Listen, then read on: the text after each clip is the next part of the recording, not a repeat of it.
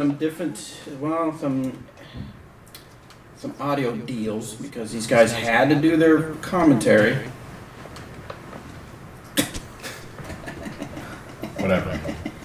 All right, so in the chats, let me know real quick if it sounds good to you because it's blowing out in the. Oh, there we go. We're having some different. All right, let me turn that off so you don't hear that in the chat. Cool. Hey, what's up, Curtis?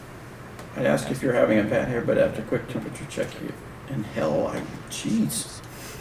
If hell froze over, man, come on. Actually, I think that's good if we're talking normal. That's not. They say echo. Well, yeah, because of the thing. Oh, yeah. But that sounds pretty good. All right, cool. Are we still echoing everyone? Ace Run, this is where the party's at. There shouldn't be. Oh, I know. Never mind. I'm sorry. Hold on. Boom. Now the echo should be off.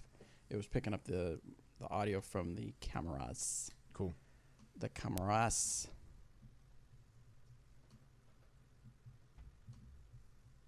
Just be prepared for a wacky show, guys, because I am going off not a lot of sleep. Okay. Actually, I got to bed about midnight, maybe midnight 30. How's the echo now, you guys? Okay. Johnny V says fixed. Yeah, fixed. You're fixed. That's fair.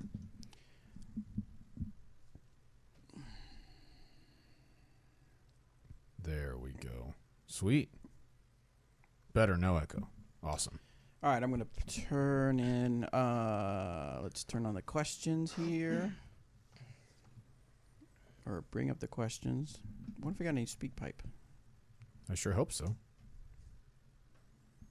We got 2. Sweet. I wonder why we're not getting a lot of speak pipe questions.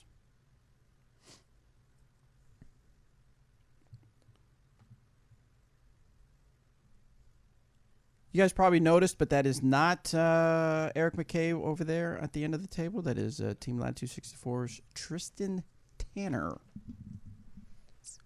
No. I'm not Eric. No. Where are you from? No, don't answer. We got to record it. Yeah, gosh, come on. Wait till we record it. I almost answered that. I know. Don't do So it. close. I hate when we do that. Sometimes we do talk about stuff, and I'm like, oh, God, this is good stuff. We're not recording. Because every time we open our mouth, it's just pure gold, right? Yeah. Exactly. 100% each time. Each time. Like bars, gold bars. I've never not nailed it while talking. What is he reading? I'm just curious. What are you reading, Aubrey? I'm drawing. Oh, but what book are you? What book is that? Harry Potter. Nice. Oh, nice. Yep. Classic. Ace Run says, how do I be You more know they good made the or- movie, right? I'm just She's read that like 15 times. Oh, really? Nice. This year. Yeah, I've read them a lot. Have you read the awesome. Game of Thrones books? No, are they good? I've heard they're really good, Bobby can't but they're read. pretty gory. If you don't like gory and stuff like, No, she doesn't. yeah, like then that. don't, because like I heard because the show can be gory and pretty crazy out there. And you've never watched it? It was pretty violent. Yes, it's very violent Incredibly. and it's very tame compared to the books. So yeah, don't read the books. Ace Run says, how do I be more gooder at the disc golf? Just throw more wardens. Yes. That's the correct answer. To be more gooder. Throw more wardens. All right, what do you guys Castro, say? thanks for joining us. Jordan Castro? Yep. Congrats to Jordan. Wait, Yeah, he can't played talk about ball. it. We're not recording it yet. Too late. I already Sorry. talked about it. We're not going to congratulate you yet, Jordan. We'll No- do it once we no start talking. congratulations. Mac, No, Mac, we do not do our injection molding in-house. Everything is done in out of the house. Sweden. Very far from the house, actually. All right, here we go. We're going to record. And hit record. Hey, everybody. Welcome to this episode of the Disc Golf Answer Man. I am Bobby Cool. Daddy Slick Breeze. I have with me Robert. Shot some golf. McCall. Shot some golf. That's what they call it. And Tristan on his way to Pro Worlds. Tanner. Hello. No, I keep trying to add that S. I'm teasing. Nope. No, yeah, so we don't have Eric McCabe in the studio. He's out helping Doug with some, I think, some course design stuff. Yeah, they're going to a potential course for the Jibo. The Jibo. Oh, that's right. We can't tell people, though. No, Right, we can't. No exclusives here. no exclusives today. But in his place is Tristan Tanner. He is, of course, like I said, from Team Latitude 64. He is on his way to Pro Worlds and stopped by to check out the warehouse And, of course, we have him here on the show to help answer some questions. How are you doing, Tristan? Good. How are you? Doing really good. Good. We're going to get back to you here in a second, but we got to take care of some what do they call it? Housekeeping? Housekeeping. In-house cleaning? And house cleaning at the same time. We're going to keep it and clean it at the same time. So I was at the Music City Open in Nashville, Tennessee. Myself and Derek Savory. Meat.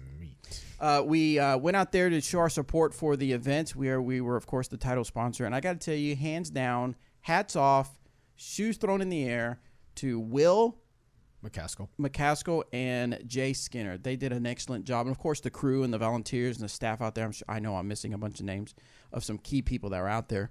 But they did an amazing job running the event. Only, of course, the normal event, little hiccups, but they were there. They were ready to take care of it and get things back to rolling, so it was good times. It was hot. It was humid. One of the big talks was the super big course at like 13,400 feet. It's a lot. With the last three holes over 1,000. Can you imagine that, Tristan, playing an event? You're coming up on hole 16. You're like, all right, home stretch. There. Here we go. Let's get it. And you literally have over 3,000 more feet to throw. That's crazy. That's a test of endurance. That's so much. Yeah. At the end of the round. Yeah. I want to say like the longest course I've played would be probably like in the mid-10s or 11,000. I almost said square feet. That's different. Good square feet. Yeah, 11,000 feet, probably something like that. Yeah. So to think of trying to fit another 2,000 in there, no thanks. Yeah, it was intense. A few people did not like the course, but it seemed like more people actually appreciated the test of their endurance skill. That's awesome. Yeah. Katrina Allen, actually, who, spoiler alert, all right, that's enough time to turn it off if you wanted to. She won FPO division, and in her acceptance speech, she actually said that she remember when she really started getting into it that they actually started shortening the courses for the FPO, and she actually can appreciate that there's longer courses for the FPO to challenge them. So same tees? No, they had different tees, but still super I mean, long. Yeah, still. You're not going to shorten a 13,000 foot course by that much. Right. I think it was said that they feel like they was shortened by about 2,000 feet. Okay. Still that's a long course. That's a bear. Huge that's course. A big course. Yeah. So good times out there at Music City Open. I had a good time. We actually had tacos. Let's see. 3, 6, 9, 10, 11, 12, 13, 14. I had about 14 or 15 tacos while I was out there. That's a good weekend. That's a very good weekend. I like to measure the quality of my weekends by the number of tacos. Right. So it was suggested that we go to a place called Nectar Urban Cantina, and it was a really good. And actually, the owner is a disc golfer. Sweet. Nice. It had a nice place. It's really cool because it had a section where you could walk in, get a smoothie, get some sweets to go, or you could go to the restaurant, sit down, and there was a bar, and you can order food. And then there was a place outside where you could eat outside, and they actually had a stage where a band could play. Yeah. And they had a couple baskets out there. Dope. Awesome. That's pretty cool. That sounds awesome. The other place was Mas Tacos Por Favor. Yes. And you wanted to say at the end, give me more tacos. Hey, please. Please. Come on. So of course you have to be polite when you do it. But it was an excellent place. Oh, the other place we went to that was suggested was Gabby Burgers. They were only open from 11 to 2:30. Yeah. Wow. Okay, cool. And at times they actually run out of meat during the week because they're so busy. Dang. They have signs that say frequently asked questions. One of the answers to a question was, will you open more? No. Wow, okay. They're pleased with what they got. Well, yeah. And there was a bunch of other ones that, a lot of people would ask. But it was good. It was like one of the best backyard burger style burgers I had. And the sweet potato. So normally you go to a restaurant and you order sweet potato fries, right? Yep. And they're usually like crunkle, or what do they call it? Crinkle. And you're like, okay, these probably came out of a bag. No, these literally look like they just took a sweet potato and took a big old machete and just chopped it in a bunch of pieces. Nice. Oh, so good.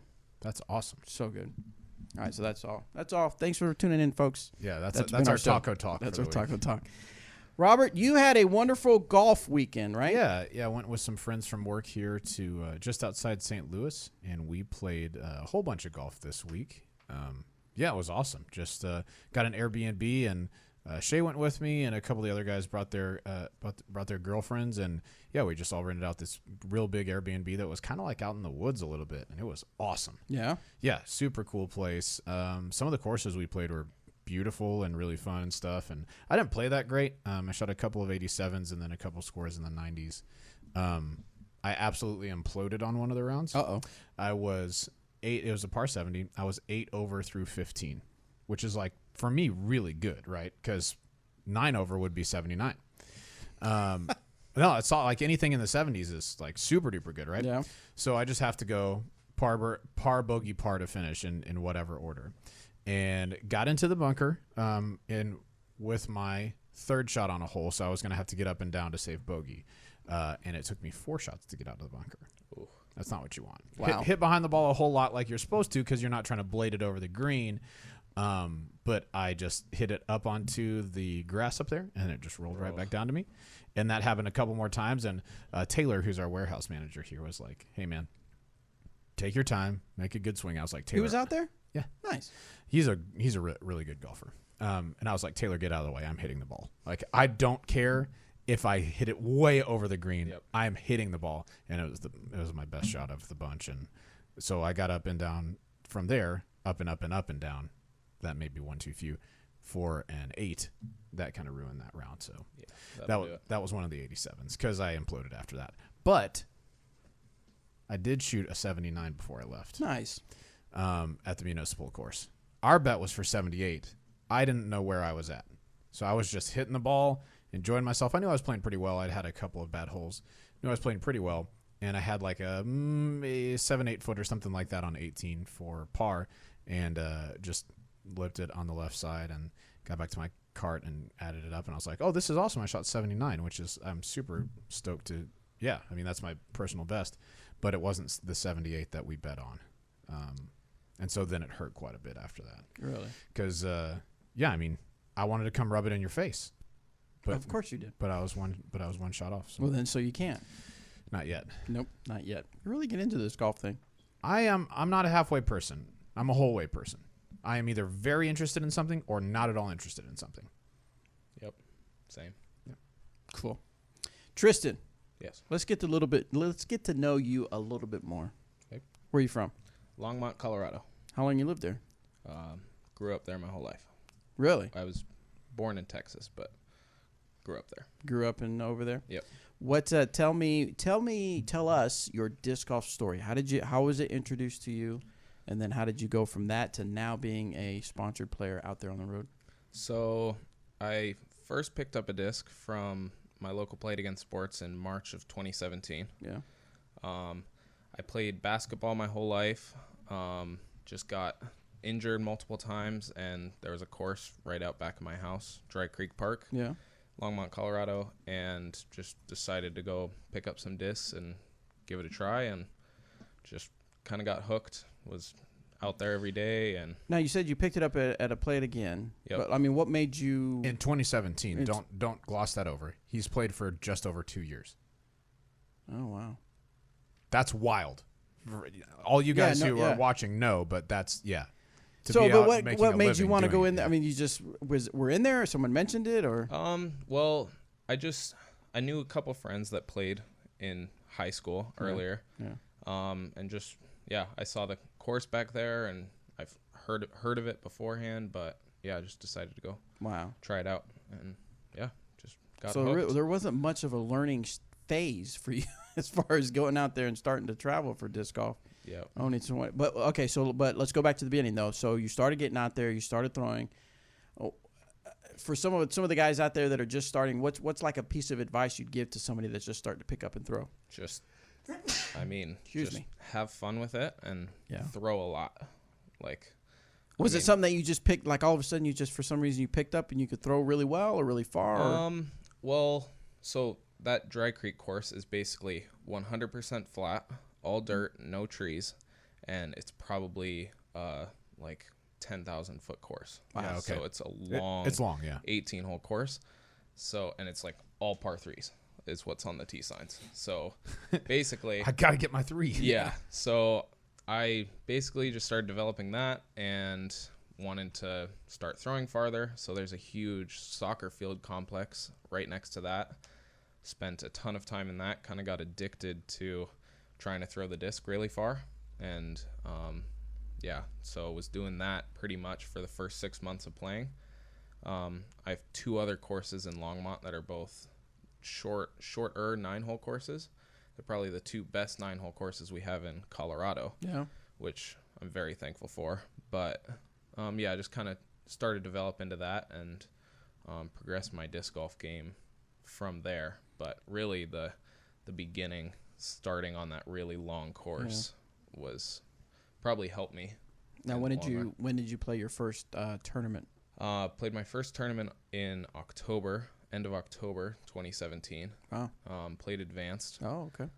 I guess earlier that year I joined my local club, Longs Peak Disc Golf Club. Yeah. They helped out with Mile High. Mm-hmm. And yeah, so then that club's super supportive.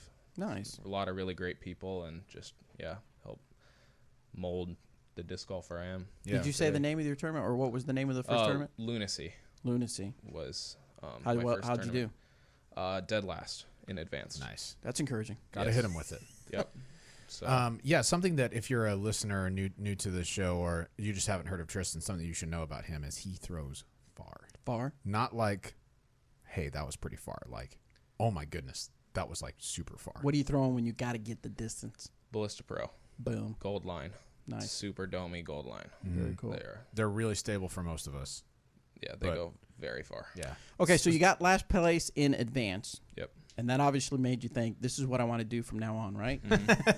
Yeah. This was such a great I know. experience. Yeah. So tell us a little bit of the progression there after getting last so place. I played 2 other tournaments. Then in 2017, right around end of October, beginning of November, before it got cold and snowy. Yeah.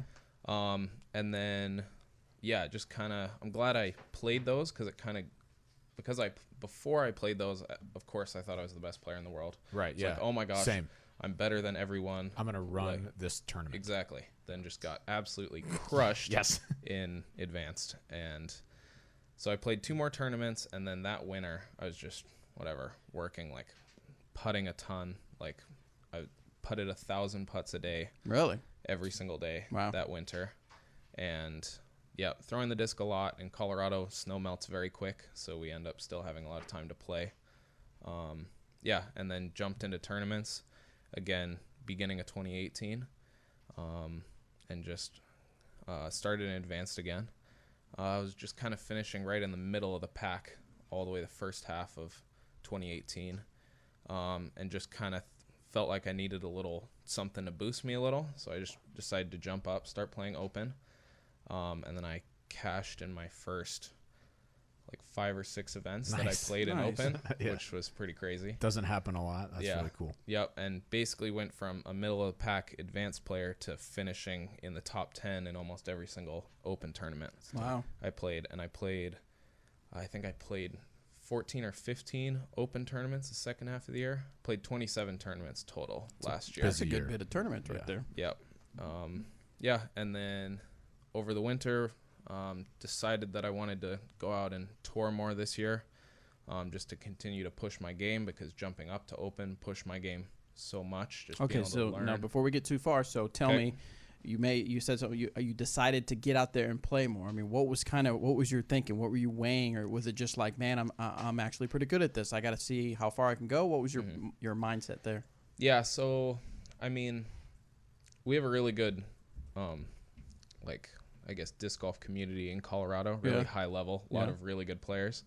And I was, playing with all those good players and competing, and just started practicing more. I'm a very competitive person. Yep, same. Played sports my whole life, just super competitive. Gotcha. So just really wanted to get better, and just always want to be pushing my game to the most that I can. Gotcha. Yeah, now you're out there full time. Yep. Put your mic up just a little bit so we can. Yeah, there you go. That's closer. There you go. Perfect. Okay. Now that's my question. Okay, so you started traveling. How do you decide which events you go to? Are you just going to go where all the big names are at, type thing, or what was kind of your thinking? Yeah, pretty much. So first, I just planned out the first half of the year, basically starting at Vegas, and just playing all the disc golf pro tours and national tours with I think I fit in a couple B tiers in between in there. And then just went the first half of the year till Beaver State Fling was my last tournament. I didn't end up getting into Beaver State Fling, but I was still there. And then kind of like, I guess it was probably just after GBO, decided, well, I guess we should go back. I got injured at the beginning of the year. Oh, wow. Yeah, dislocated his knee. Right? Yep, dislocated my kneecap. Did you end up finding it? Yeah. Okay, good. Yeah, it was around relocated. Yeah, okay. it was in the sand, but Okay, nice. yeah. No, but yeah. So that happened, which kind of pushed things back. Developed some bad habits, and was kind of fighting those through the whole first half of the year. And then come right after Beaver State time, I had about a month off when we were traveling in Canada, visiting Aubrey's sister and my grandparents in Canada, and just had some time to really like get in the field and fix these bad habits. I developed some bad rounding habits that just kind of killed my consistency more than anything, and was able to redevelop those. And yeah, and now I'm feeling good. I have the whole end of the year planned out.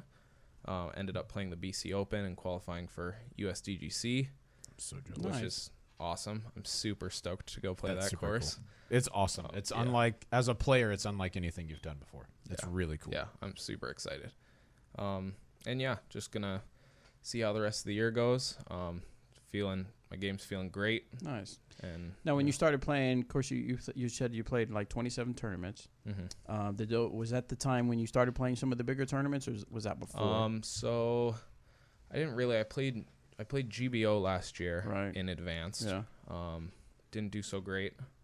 And then I guess what I'm getting at is when you started playing more, the local stuff, getting in there, and then when you stepped up to the big stage, kind of tell us in your mind what's the difference in the pressure and the pressure of playing a bigger tournament versus something local. Or was there any difference? There really wasn't a whole lot of pressure difference for me. No, I mean in the end it's just out there to perform. You and the course. Yeah. So it's like there might be some more people watching, or it's a bigger venue. But in the end it's just you and the course, and it's the same no matter what tournament it is. It's still just you going against the course. Gotcha. So. All right, we'll get to know you a little bit more. We're going to jump into some questions, and of course we obviously want you, since you're here on the show, to help us answer some of these questions, but we'll get to know you a little bit more, and even maybe dig into what's in your bag here in a little bit if we get a couple questions. Does that sound good? Yep. All right, guys, remember, as always, discgolfmanagement.com. Send your questions. We will get them on the air. Please send us some speak pipe. You guys are kind of, what's up with the speak pipe? We don't have very many speak pipe. I like saying the word speak pipe. This first question comes from Jeremy. Oh, and as I look really quick, you might be able to help us with this, Mr. Colorado player. Oh, sweet. Looking at a tournament I'm scheduled to play in August, I've been researching this event and realized the course being played is at a much higher elevation than what I'm used to playing in. A number of my comrades, is he playing in Russia? Have told me that Moscow tournament. Have told me that discs fly more stable and that I should bring my flippy plastic. My question is, how would you prep for this tournament for best results? Take a huge inventory of discs and play a number of practice rounds? Give me everything you can think of, please. So we've discussed this. Discs do fly different in Colorado. Yep. We've experienced this when we played just recently. We played in Colorado. We couldn't believe some of our flippier versions of our discs were not flippier. They were not flipping at all. So what advice do you have for Jeremy if he's playing at a course that's much higher elevation than what he's used to? Yeah, so I think the biggest thing that discs lose is glide. There's no air for discs to glide on up there. So more like your overstable discs are going to probably fly pretty dang similar, but your understable discs are going to be a lot straighter. So you're going to want to put in a couple more understable discs, but try to find discs with like just more glide. Super glide. Saints and Saint Pros, a lot of people love at high elevation because they're just fairway drivers that are very easy to throw. Diamonds, Rivers, those types of discs are definitely what you're going to be looking for. You don't really need a whole lot of distance drivers because they're going to be going left. So do you find yourself like switching a lot out of your bag when you play home versus to being on the road? I don't necessarily change a whole lot of discs out of my bag. I I probably just stopped throwing my most overstable discs. So I really have a range. So like my distance drivers, I have super overstable, like Lucid X Enforcer going down to like a Flippy Ballista Pro. And really, I'll bag like 5 or 6 distance drivers, and up at higher elevation, I'll probably just bag like 3. I'll take out those most overstable ones because all of a sudden now my middle of the line one is now overstable, and I can still throw my flippy one. Gotcha. So it's more just you won't have the range of stability as much as you would down at lower elevation. Gotcha. Awesome. All right, next one comes from David. He says, I'm left eye dominant. Yeah. Does that mean he likes No Scrubs, the song No Scrubs by... Dude, a scrub is a man that can't get no love from me. Does anybody get that reference? Hanging out the passenger side of his best friend's ride, trying to holler at me. But do you get why he's left? Oh, yes, because of the person in TL's. Come on, man. He says, where should I be aiming my putts? Where do most left eye dominant players miss their putts? Scrubs. No. All left eye dominant players. Any tips for left eye dominant players? All right, so this is something that we've been talking about on the Facebook page a little bit. And that I've discussed on the podcast some. So I'm a right eye dominant person to the point where if I hadn't worn glasses or had my vision corrected earlier in life, my left eye would have developed into a lazy eye because my brain just doesn't want to use it. Right? Kind of like you are on Saturday nights. I'm just a lazy guy. Just lazy guy. Yeah, that's me. Lazy guy with a lazy eye. That's right. And then my wife, who's like my left eye, she's like, or my right eye, she's like, let's do stuff, and I'm like, no. Let's paint the cabinets. Too late. We already did that for a week, and it was the worst.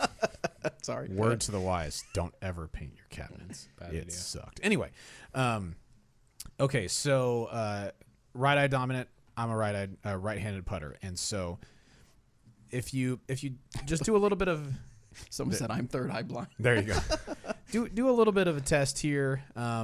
Where you can tell which eye of yours is dominant. If you're a right eye person, you're actually looking a little bit right of center when you are staring at what you feel like is center because you're really using one eye more than the other. So as a result, if I'm aiming at the pole, a lot of times where my vision is oriented and where my body is oriented is a little bit more toward the right side of the basket. And I want to hit right side chains, but I don't want to hit far outside right chains, right? I want to be just right of the pole. So what I started doing a while back is started aiming just left of the pole, knowing that my brain thinks I'm aiming left, but really where I'm squared up is on the pole.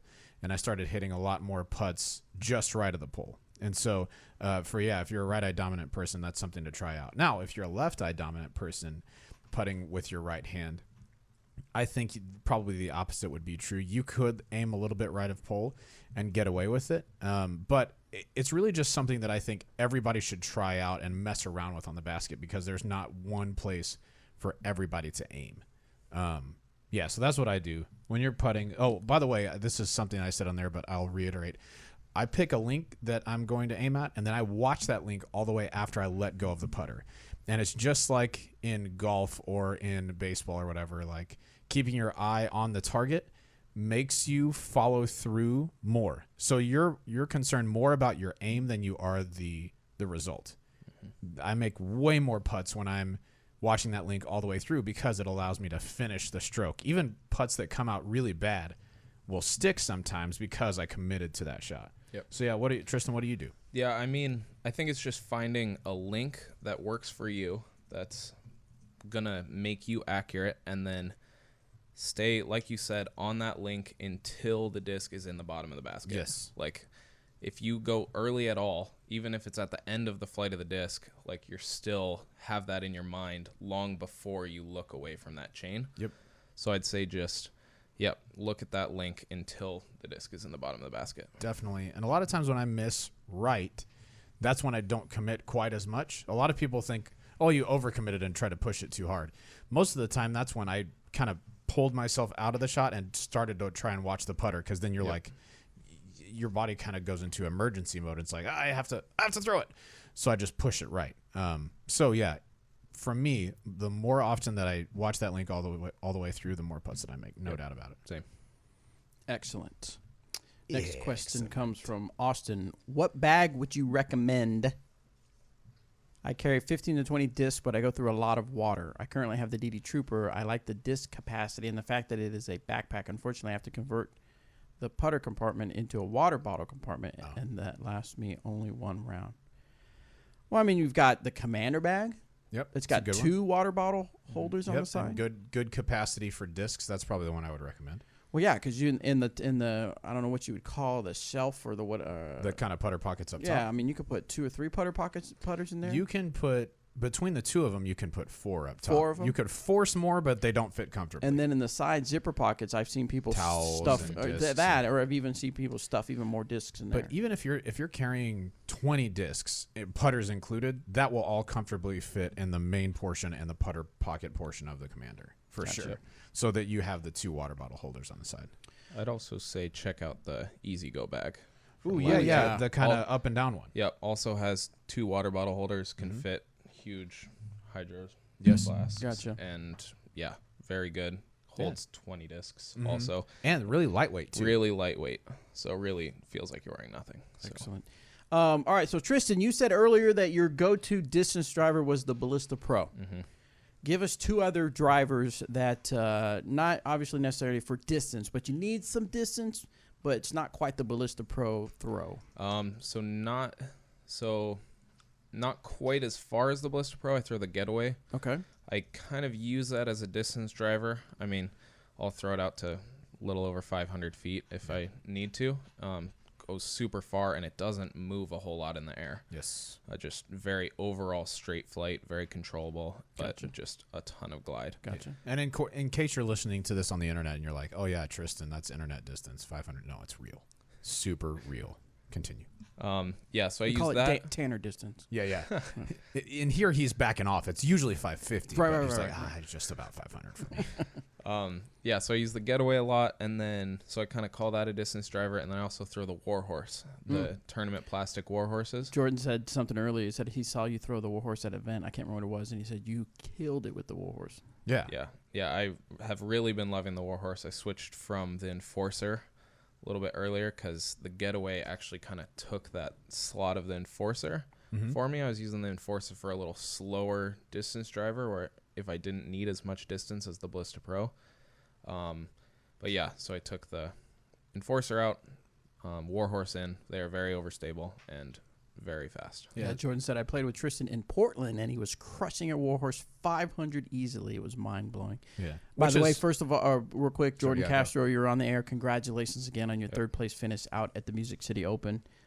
It was a test of endurance, and I watched a little bit of his play because I was filming out there, and he was throwing them really nice. Yeah. He was doing really well. Castro has sneaky distance. Like Very sneaky. Yeah, you don't think it's that far when you watch him throw. You can tell, okay, that was a long shot, but then you get up there and you're like, oh my goodness, that was like a really long shot. Very smooth. Yes, definitely really smooth. I agree. But yeah, one other thing just about the Warhorse and being able to throw very overstable discs really far is that anytime you can just count on one angle to throw instead of playing like a flex shot, that's going to give you more consistency, right? So if given the option to throw just a hyzer or a flex shot, most people, almost all disc golfers, are going to find more consistent results if they're just throwing the single angle. So having that overstable disc that you can count on, like Tristan's talking about with a Warhorse, super good advice for people who are trying to gain that consistency, more accuracy. If you just have the one angle to worry about, that's a lot easier to control. Yep. I would also, about the Warhorse, the tournament plastic domey ones are very glidey still. Yeah. They still glide a lot. So they're not just going to be something that is just falling to the ground and only goes like nowhere. Like the Lucid X Enforcer. Yeah, is just very overstable, but not a whole lot of glide. The Warhorse has a lot of glide on that overstability. Nice. Now, the Getaway is a fairly recent release from Dynamic 2 years Discs. Now, obviously, as a new player, we send out, or not as a new player, as a sponsored player, we send out discs for you guys to try out. But Tristan, what has to happen for a disc to make it or find a permanent spot in your bag, or at least, a spot in your bag? So it really just has to fill a shot that I don't have. So earlier this year, so the Getaway is a new addition to my bag. just in the past probably 6 months. Oh, okay. And same with the Explorer went in as well. Yes. Before that, I was like Eric Oakley and bagged 6 felons. Right. Had a Maverick felon for like Yes. rollers and stuff, and then had the Lucid X. But I put in the Explorer and the Getaway because the Getaway just went a little bit farther, and I put in the Explorer because it had a similar shot to that, but just overall straighter and not quite as far. Yep. Where the Felon, I was getting a lot of turn, but also a lot of fade, even on my straighter Felons. So yeah, for a new disc to go on my bag, it just has to either like feel really good in my hand, and I'm just more confident than I was with another disc, or it has to fill a new shot that I don't have. Yeah. If it outperforms something in your bag, it's like, well, there those go. Yeah, exactly. Perfect. Excellent. All right, let's get back to the questions. This one is from JC or J Chow. Choi? Chow? Chow? Can I see it? JCHOI. Oh, Choi. Choi. Had the wrong. E-ow. I was recently at Portland Open and noticed a few spectators talking to the pros right before shots. I feel their comments could have impacted their play, well-intentioned or not. Should spectators talk to pros during rounds? How can this problem be managed? And should spectators police each other? And should the culprit be snitched on to a spotter? I mean, it really depends, I guess. If someone is, let's say they're having a bad round, they may not want to be talked to. If they're having a great round and they want to stay in the zone, they may not want to be talked to. I think it depends on the player. When I'm out there doing photos and videos, I often probably come across like I don't want to talk to anybody, but I don't want to disturb the player's vibe. Right. If they're in a zone, I don't want to ruin that. So I almost never talk to them unless they start talking to me. Then I realize they can talk to. Now, some of them I know I can talk to just because I know their personality. But should you snitch on them? No. I think if a player, wouldn't you agree, Tristan? If someone approaches you and starts talking to you, you're not going to obviously tell them stop talking to me, but hopefully they'll pick up on any cues that you're sending, saying, right now is not the time to talk. Yeah, definitely. And yeah, I think just in a round, I'd say let the player initiate talking. Yeah. After the round, you can go up to them, but you just kind of have to make a read on what their mental state is. But as far as managing, I would think it just depends on the tournament itself. Are they able to have enough? Obviously, for the lead card and a bigger event, they're going to have some kind of rope or some kind of spotters or volunteers that are going to kind of help keep the crowd away. Right. So, yeah, I guess there would have to be some self-policing, but I don't think you need to be getting on the people for doing that type of stuff. You might just, if you notice it and they're saying something like, sweep the leg? Yeah, sweep the leg. No, if they're saying something like, oh, man, that's, you're 6 for 6. That's a great start. That's not what you want to hear as a player, right? And so if you notice something like that and you're also spectating, it probably would be good to just maybe pull that person aside or just gently say to them like, hey, I know you're trying to just be supportive and helpful. That's really cool. But in general, players just want to focus on what they're doing. And I'm sure they'd be happy to talk to you about it afterwards. It's never really bothered me that much, but, this is going to be a real big shock to everybody. I don't usually have a lot of galleries follow my card. Really? So, yeah, I know. Only a few. Up to about five people. That's usually that's pretty about my huge. gallery. I think That's usually who you rode with? They're waiting on you to that's finish? right. It's my family. Yeah, they're waiting for you to finish. It's Shay and then Walter. We got reservations, Robert. yeah. We got to go. Hustle up. Quit putting so many times. Stop playing. Get out of the sand, man. Anyway. All right, next question comes from Hannibal. Hello, Disc Golf Answer Man fam. Love you guys. Fun thought. Back around episode 200 or 201, Bobby kept it real because I like to keep I've it never real. heard of you doing that. No? No. Usually I just fake all around. Yeah, super fake. When a question was asked about sponsored players throwing a mixed bag, since the episode, a thought I have had from time to time.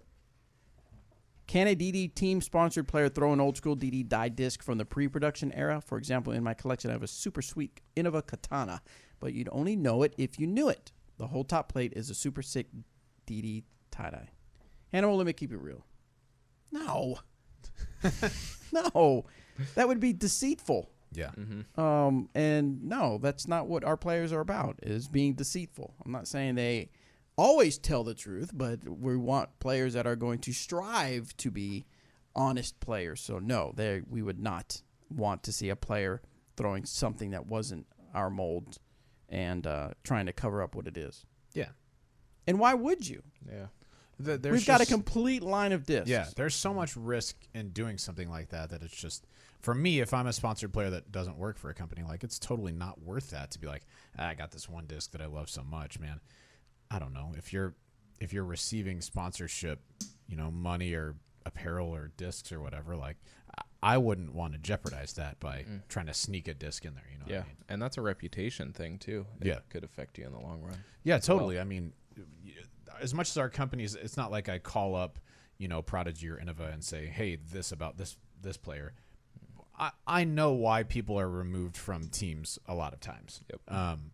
Just like as part of the job. And that would definitely impact, like, if somebody was, since I said Innova, let's say was on Innova, but they were throwing some of our discs in the meantime, that's not going to make me really excited to be like, hey, I want to sign that player, because what happens if they do that with our discs and somebody else? Yep. I'm not trying to play that game.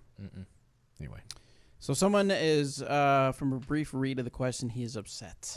Wow, okay. Chelser says, at what point do you make foot fault calls? All caps. I see all divisions stepping over, beside, and on top of minis. End of all caps. While spectating an event this weekend, I would have had to call every advanced girl 90% of their throws, and it is not just this field. Is it appropriate to do this? I bring this up often, but people don't seem to care or notice. I do a field run-up for a reason. Y'all are foot faulting left and right. So this brings up, is it appropriate to do this? For you as a spectator to call someone? No, it's not appropriate. You stay out of it. You're on the card. You're on the card. Got to be on the card to make the call. Correct.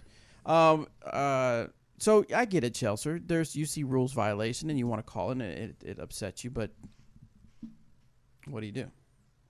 Yeah. I mean, I've always hated that golf had the thing where you could call in and report a penalty on someone if you saw something that was played incorrectly on TV. I'm not advocating cheating by any means, but if the three of us are playing on a card and in a wide open field I foot fault, I expect to be called on it. Whether it's practical or not, I expect to be called on it, even if I didn't do it on purpose. If I don't get called, it's like, okay, that's cool, but I would expect other people to enforce the rules as they should expect me to. Yep. Yeah. So 2 instances happened while I was at Music City Open, and I'll get your thoughts on it. So, first rule debate. We were walking around just watching the play, and I was filming people, taking photos, and someone's throwing. I had posted this one on the Facebook group. I don't know if you saw the picture of the tables.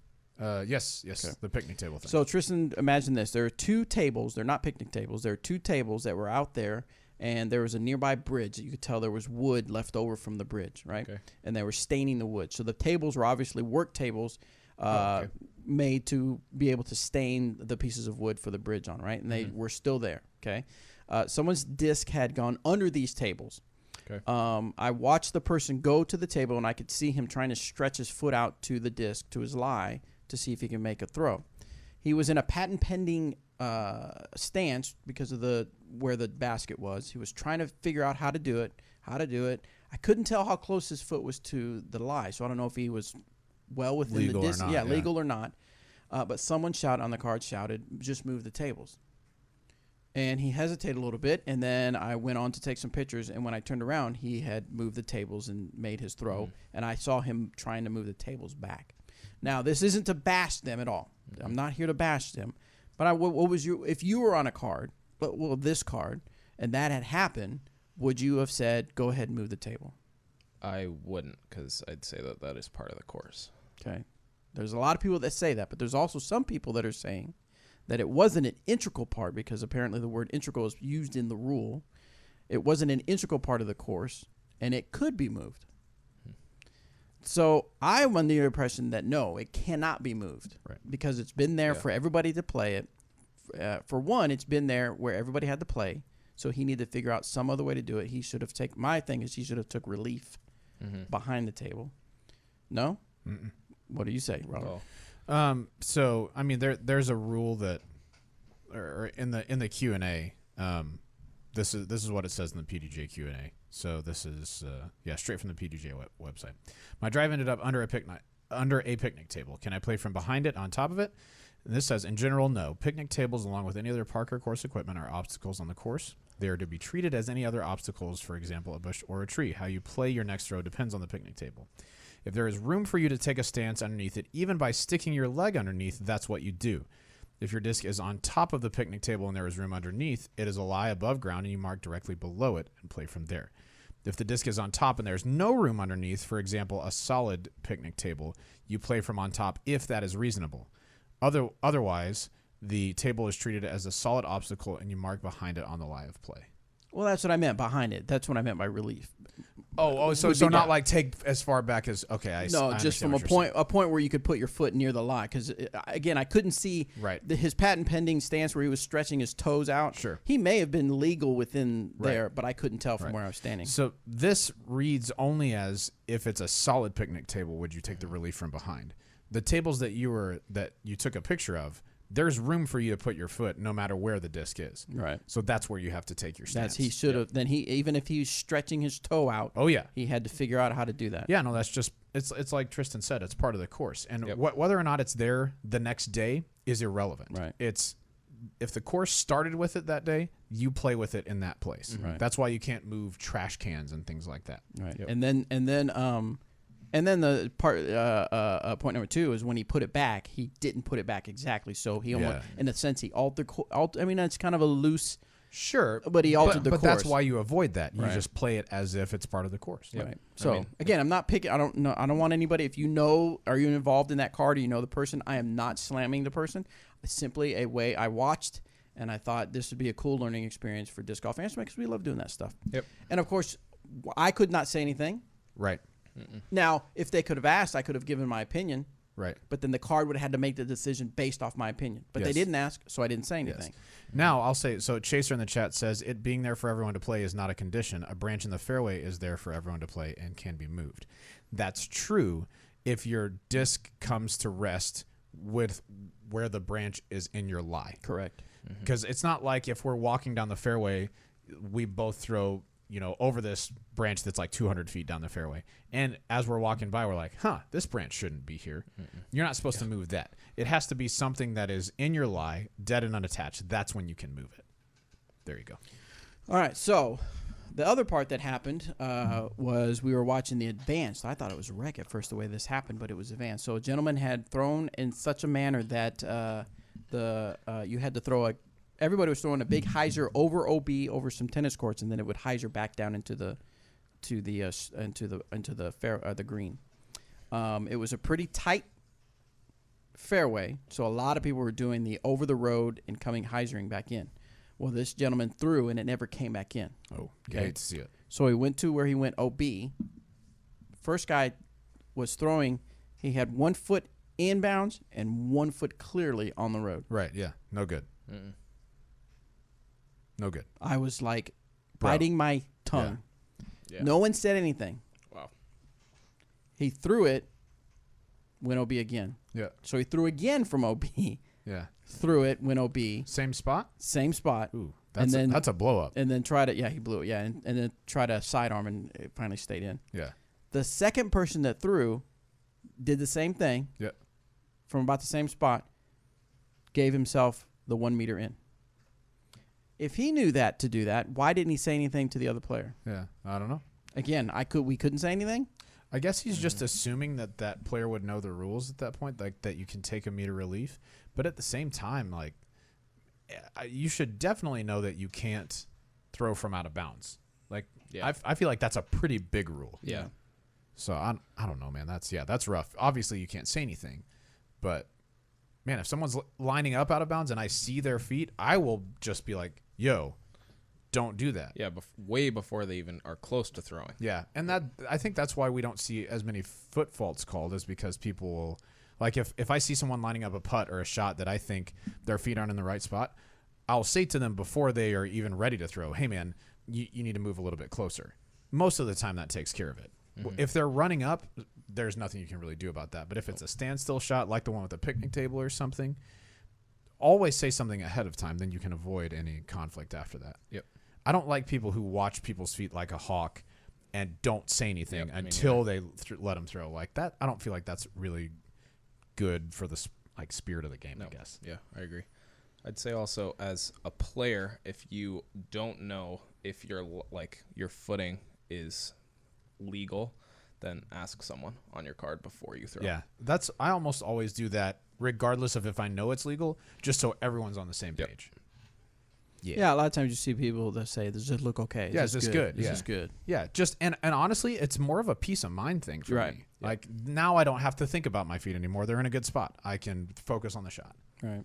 Yeah. And then I wasn't trying to be a rule stickler or whatever. I wasn't looking for this. We just happened to be stopping, watching this hole. I was like, I want to see how people play this hole, and I watched that happen. I was like, whoa. God, you're such a stickler, Bobby. Yeah, jeez. That's all I did. I was writing them down, too. I was taking notes. I'm going to report these. Again, if you were on that card, or if you were there, I'm not picking on. This is just a chance to learn. You got to know the rules. Yeah. You should be familiar with the rules. Yeah. And that's no matter what division you're playing in. I don't care if you're playing for thousands of dollars or a trophy disc. Right. You should know the rules and follow them. Right. All right, let's go to the questions. This is SpeakPipe. What's up, guys? I got a used Warden several weeks ago. It's a classic soft, and I fell in love right away with the Warden mold and the putter in general. I love it. Makes a lot of putts for me. I do notice on some longer putts it kind of gets floppy and doesn't quite hit the line I want it to hit.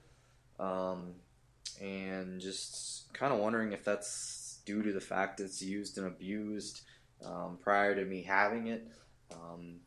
And wondering if I should possibly just buy a brand new soft plastic since I like the way it feels, or if I should lean towards like a blend because it's going to be a little harder and might have better flight characteristics. Please give me your input on that and let me know what you think. I really don't want my putting game to take a dive because I feel pretty confident in my putts. I'd like those longer putts to feel a little bit better. And I guess question 2, guys. Do you guys ever post careers online? I did some poking around and did not see any jobs listed. I have always liked the harder plastic because of that. It feels more. I feel more confident with that in my hand. But you might, if you like the soft Warden for those shorter putts, you might try a blend Warden for the longer ones just to see if that'll keep it on line more. So then you can really know, hey, is this the disc that's at fault, or is it my release and I'm just doing something wrong? Yep. I don't know. What do you think? Yeah, I've pretty much always had like 2 putters for my more inside of like 45, 50 type range putts, and then another putter for outside of that I'm just more comfortable, a little more glide, maybe just something that comes out of my hand even a little bit cleaner. But you just kind of have to find that comfortable range for yourself. Yeah, for sure. And then Bobby, talking about careers, if he's trying to look for a career job at Dynamic Discs, what does he need to do? No. There is actually, if you go to, I believe, let me double check myself. Yeah, he talked about the general application, which he knows that's there. Oh, he did? Okay. Yeah, but specific roles is what he was talking about. Like, do I know of any? No. Like, do we ever post about them or? Yeah. Well, we did post them on Facebook a couple times, but now I think we just. A lot of it really comes down to if you know somebody. Yeah. We're also not. There's not like a specific role that we're looking to fill right now. No, that not we've right been talking now. About lately, at least. Maybe hair comber for Robert. Someone to comb your hair. It's a full-time job. Yeah, keep it looking luscious and luscious. All right, let's go to luscious. and luscious. Yeah. And capitalize the "and," please. Yes. And also luscious. Yes. And also luscious. Yes. Rules. Here we go. Another rules question. Wasabi, the Gam crew. Wasabi. 813.01. Illegal disc says discs excessively sanded or painted with a material of detectable thickness are illegal. To my knowledge, dye and Sharpies are allowed. Would a spray paint made for plastic be allowed? It doesn't add any more thickness than a Sharpie, as I can see. I want to use it for a stencil logo. By the way, you guys really got me into DD. Went from 1 to 5 Emacs really fast. Nice. Trying out molds as well. Great podcast. Tifker. Oh, it was 813.01. Thank you for keeping it real. Sorry. That's what Tifker is. What does it say, Tifker? Tifker. I saw 803.01. That was wrong. So, could you spray paint a disc? I suppose you could. Could you? Is that different than the old? Remember the old dye process we used to do? We would set the discs in a bowl. Excuse me. We would put a stencil on it, and we put it in the bowl, right? And then we'd remove the stencil, and then what was left was the design. And now that's what we do for Dymax. Exactly the same thing. Kidding. It's not the same. It's not. I would be careful doing something. I don't know that it would look good. Well, it might not, but I would just be careful doing something like that, not from the manufacturer. Just because, like, yeah, you could say it doesn't add any detectable thickness to my eye, but everybody knows if you hold spray paint down for as long as you need to fill in a spot, you're going to be putting more than just like the thinnest layer that there is. Mm-hmm. You know what I'm saying? And most of the time, when people talk about Sharpies, like, you don't Sharpie the entire top of your disc. And even if you did, you almost couldn't Sharpie enough for it to make, wow, that's so much different. Yep. So I don't know. If it was up to me, I would say probably don't spray paint, because dye is different than spray paint. It doesn't leave a residue or like a texture behind. Yeah, most of the time at least. I don't know. That's what I think. Spray paint would make it oily too. Yeah. I'm not trying to play that game. Yeah, no, me neither. All right, Tristan, mid-ranges. Talk to us about some mid-ranges. What you got? I throw Justice for overstable. I have two. I have one brand new and one, I think it's either Biofusion or Fusion, that I've had in the bag for like a year and a half, that now goes straighter, probably flies closer to like a Lucid X Verdict or something like that. And then I bag 3 Gatekeepers. Oh. What do you like about the Gatekeeper? Just point and shoot. Yeah. Like, yeah, can bag multiple of them. I have the Proto, which is the most overstable. And then I have like one of those GBO Gatekeepers, which is pretty dang straight. And then I have a special edition that's understable.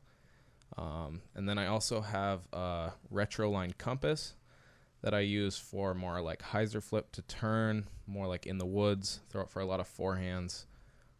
Now the retro is a base plastic. Why the retro?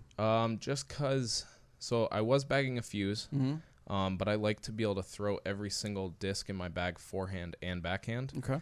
And the fuse just didn't feel great for that forehand release. The retro line compass is board flat, and kind of has that, once it gets beat up, has the same understability. Now, you said every disc in your bag you like to be able to throw backhand and forehand? Every single disc. What's the thinking behind that?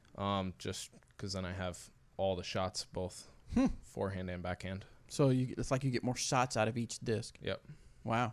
Yep. So is that like when you pick up a disc? I mean, you're literally like throwing it backhand. Okay, now I got to see what it does forehand type thing. Yeah, yeah, okay. And generally I can throw most discs forehand and backhand. Yeah. There's only been a few where I've just like really haven't liked it for one of them. Gotcha. All right, so Justice, Gatekeeper, Compass, and did I miss one? No, that was it. That's okay, it. What else? Oh, that's it for your mid-range? That's it for mid-ranges. Nice. Now, the retro compass, you just have the one, or you have like a few in your bag? I just bag one, just normally, one. And it comes in and out of the bag. On more open courses, I generally don't need it because it's more for the wooded when I need to like hyzer flip or turn late, which a forehand couldn't cover, basically. Gotcha. Now, since you're a guy that can throw really far, do you find yourself throwing mids or putters when people normally might pick up a fairway driver or a distance driver? Yeah. I mean, I throw a lot of times. I mean, I'll throw the Justice where some people are throwing like a felon or criminal type discs. I'll throw my Justices out to 375, 380. Jeez. So same. Especially my beat up red one. That one's great. Wow. So. Very cool. All right, let's get back to the questions, and we'll talk a little bit more about your bag. This one's from Anonymous Norwegian. Sweet. Oh, that was the question we just had on the illegal discs. This one's from Steve. Hey, guys, I'm getting more distance on my drivers, which is great, but I am now overshooting the small par 3 holes. Did we talk about this one? Nope. The strategy I seem to have the most success with is to disc down to a fairway driver and or throw standstill off the tee. However, I rarely see pros throw standstill off the tee, even when throwing mids. Is it simply personal preference, or is it not recommended for some reason, even if the hole's under 300 feet? How do you personally play smaller holes? So how are you playing smaller holes, Tristan? I generally disc down as far as I can, so throwing my putters. And then I don't throw a whole lot of standstills. It's more if I have rough footing or something like that. Maybe if I'm throwing really downhill, like on a top of the world type shot on a short hole. I'll go more to fan grips on some of my putters if it's getting down where I'm really powering down a lot. So what grip are you using if it's a distance driver? Full power grip. Oh, okay. All 4 fingers curled Gotcha. underneath. My fan grip's more of a modified fan grip. I still have the 1 finger, my pinky up against the rim. Okay. But so that helps me power down a little bit more. That's something I just kind of put in more recently.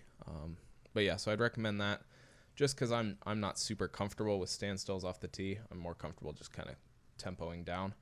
But yeah, it's just what works for you. Standstills work for a lot of people. Are you, excuse me, when you decide that a putter is going to work better for what you need to happen as opposed to a driver, is there anything else you're changing other than your grip? Not necessarily. No? Yeah, no, I'm pretty much going to be throwing maybe not quite a full shot because if you really power up super hard on a putter, it's just not going to go well. Gotcha. But yeah. Excellent. All right, let's go to the next question. This one is from, doesn't have a name. When will there be another run of Waffle Wardens? Right now. That was probably AJ Risley that sent that question in. Probably Yeah, so. Guarantee. I saw some in the warehouse the other day. I'm not sure if they're on the website right now, but there are some in the warehouse. Give me just a moment. Are you going to go see if we have any? Yep. And yes, on the DD website right now, we have Hybrid Warden, AJ Risley Team Series. Matt Hastings brought in one. He's one of our new guys in accounting. Brought in one that was like the blue and swirly. Beautiful. I saw that. Holy Super cow. swirly and just crazy. So go and check them out. We got 174, 175, and 176 on the website. If you don't get one now, They're going to be gone. yeah, you're going to want to get one now. You're a loser. Lehu. Next question is from Justin. Been playing almost 2 years, and my form is okay. Backhand peaks are on 400, and I'm looking to get some extra distance. I've been working perfecting my timing and pull-through, but it seems much harder to get those changes to stick long-term than it did when I first started. That's that plateau we've talked about before when you first start. Just like in anything. Like when you're lifting weights, you notice the most gains. Yeah, when right at the beginning. Yeah, right at the beginning. Because your body's going from nothing to all of a sudden something. Yep. How do you guys ingrain form changes from field work so they become natural on the course? Keep me from falling back into old habits. Keep doing what you're doing. Team Pure. # Team Pure. Ooh, nice. Same. So, Tristan, how did you – I imagine when you first started throwing a disc, you weren't chucking them 500 feet. Mm-mm. Okay. How did you kind of progress to getting that distance? So I did a lot of field work. I think videoing yourself is one of the best things that you can do. See, Robert, we know what we're talking about. We've told people that before. Yeah, okay. Yeah, but and I think just a good side profile of your throw and from straight behind you, and then take that. And there is so many slow-mo videos of far throwing, good throwing pros on YouTube. Just take that, whatever, have the pro on your computer or yourself on your computer, and then have the other on your phone and just look at them at the exact same time and just kind of compare. And then it's just kind of trying things out and video yourself on every single throw. So throw one, like look at it. If it looks good, throw a couple, but keep videoing so you can look back to see if you are actually doing what you were trying to do. Do you remember anything specific that was kind of a key? Like, was it your hips or your shoulder? What was something that key you thought, that's what I need to be doing better? I think at first was probably my hips more than anything. I was keeping my hips towards and really doing a whole lot of upper body shoulder turn, which led to rounding and a loss of power. But yeah, just getting your hips into your throw and reaching away from your body, not back. Away from your body, not back. Yeah, because I think that's something I've heard Danny talk about before too. Yep, a lot of people, when they think reach back, end up reaching more back towards your left shoulder, and then that looks absolutely ridiculous if you end up turning your shoulders. you'll notice it right away. It'll just look like, wow, he is like wrenching his back, reaching the disc that far around his body. And there's no way to really get that back to the intended line well. Like you can do it, but it's luck whether it's inconsistent. Yeah, exactly. That's one of the problems like we talked about with rounding. I know this probably as well as anyone because that's the thing I struggle with the most. But your release on good days is like awesome, and on bad days it's like you couldn't guess where the disc is going. Yeah. So yeah, making sure that you have that hip turn is a big deal too, because like, all right, hips are turned all the way back, right? Maybe not all the way back, but farther back than 90 degrees to the target. If you're not reaching away from your body, your arm is going to follow your hips, and that disc has to get back to straight somehow. So most of the time that leads you to lead with your shoulder. That's not what you're trying to do. So yeah, reaching out just a little bit helps very much. And it'll take a lot of stress off your shoulder and elbow. Yeah. If you go and watch some of the top throwers, hips and how quickly they fire, how much they turn away and how quickly they fire is one of the things that you'll notice first. Yep. That's the longest throwers are crazy flexible in their hips. Yep. All right, next one comes from Street Lamp Lamoose. All right. He says, what's a DD equivalent to the Innova Star Shrike? Something fast, super glidey, and slightly understable. Captain or Sheriff? I'd say the Ballista. Ballista. Gold Line Ballista. Okay. Is I think the closest. It might be a little faster. I think so, yeah. But I mean, it's really depending on what Shrike you're talking about. Yeah. But yeah, I'd say probably either Ballista or a Sheriff or something like that. Sheriff was what I was going to say, yeah. I agree. Oh, Sheriff. Yeah. Or Ballista. They're pretty close. What did I say? You said or Captain. Or Captain's Captain. probably a little bit more understable than that. Okay. Yep. I don't throw that a lot. I've been throwing that a little bit. I got the Air Sheriff. I threw it a couple times the other day. Pretty good. Sheriff. Pretty good. Pretty good. Next one, it comes from no name again. Someone just sent this in because they have a question for you, Tristan. Oh, nice. Awesome. Tristan, where would you rank yourself in the world in distance? Also, what is your longest drive, and what was the disc? I'll go longest drive first. My longest drive was at Colorado State Championships last year in Woodland Park during a distance contest. It was actually only a 480-foot shot, but there was about 80 to 90 feet of elevation change up from where I threw it to where the disc landed. That was by far the farthest throw I've ever had. But yeah, it was like looking up a hill, like nice like that. Yeah. I could not tell you where I rank in distance throwers, just because there's so many people that you don't even know about that can bomb a disc that aren't necessarily at the top of the game. Let's say you go out to a field and you're just doing field work and you're like, all right, I'm just going to all out just go. Don't care about consistency or direction, just distance. Are you touching 6? Yeah, I can probably get it out 650. Not on a golf line, but of course. Yeah, closer like tight flexes. I can probably get it like 590, maybe 600 on a like tight flex. But sweet. That sounds All good. right, next one comes from Anthony. Hey guys, I played the Trilogy Challenge last weekend and had an awesome time. How much time we got? How much we got left on Trilogy Challenges? TrilogyChallenge.com. I want to say they finish in September.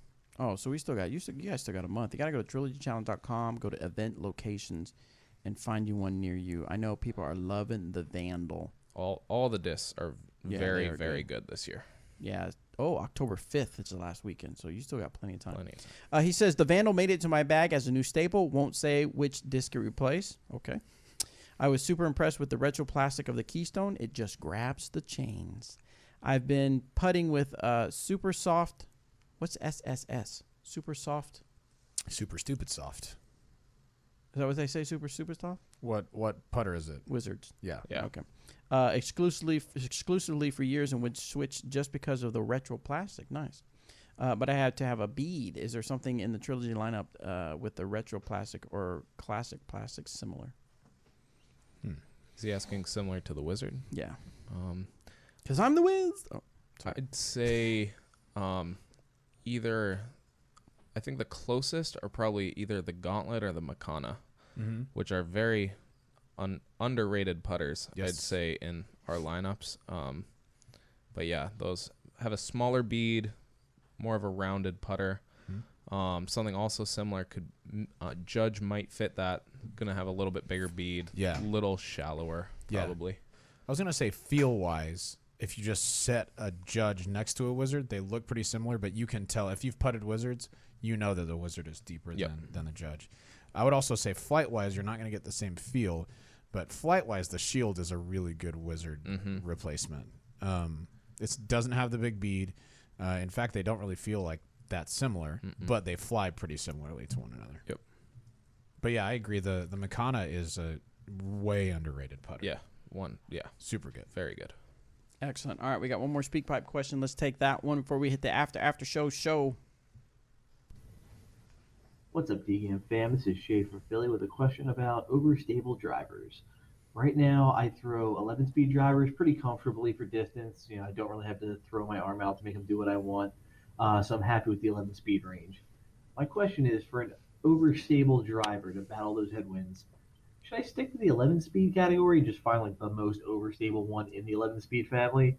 Or is it all right to go higher in speed, you know, something that's, you know, technically like 14-speed and stable, but for my baby arm is, you know, overstable? Any benefits to going to higher speed or detriments I should know about? Thank you, and as always, keep it real. He said super windy, right? Yeah. Defender, is that a speed 14? 13. 13. I know when it's pretty darn windy, pretty much headwind, I go for the Defender. That's my go-to for super much with a lot of headwind. And I normally, the speed 11, which is a Renegade. Yep. That's one of my go-to drivers, depending on the wind and the way it's blowing. I don't know that speed 14 is necessarily going to give you that much over with the wind. Yeah? No? I mean, it's all right. So let's say you're currently throwing speed 11s, but you want to find the most overstable one. The closest one is probably a Criminal at speed 10, which is very overstable. But you'll probably get a little bit more distance throwing something like a Defender over a Criminal. Even though, let's say, speed 13 is too fast for you, with the wind, especially in your face, it's going to act differently than a speed 10 is going to act. And so I don't think that's a bad idea to step up to something a little bit faster that's not like crazy overstable, but that's going to act more overstable since you're not throwing it quite as fast. That sound about right? Yeah, I'd say the Enforcer is also good too, because that is overstable but not quite as fast as the Defender. Yep. A little closer to that 11 speed. Yeah. What do you throw in? Oh, I'm sorry, go ahead. I was going to say you might try the Bio Enforcer as well. Yep. Not quite as overstable out of the gate. But still going to go overstable. Yeah. I did have a Bioforcer, but I took that out. You throw a Defender instead Now now? it's well, I had them both in there, but I found myself grabbing the Defender more often when it's really windy. Dope. But it's got to be really windy, because Yeah. other than that, the Defender. Oh, the only other shot I throw the Defender is if I get around some trees. Yeah. And I lots know of right to left movement. know it's got to come back in left. Yep. So what are you switching up when it comes to tailwind and headwind as far as a driver, Tristan? Headwind. We got a nice, pretty good headwind. What are you throwing? Headwind, I'm probably throwing either a Warhorse or a Lucid X Enforcer. For distance shots, for a little slower shots, I'm probably throwing a Felon. You're Felon. Yeah, maybe a Lucid X Getaway. All right, now let's say we got a pretty good tailwind. What are you grabbing?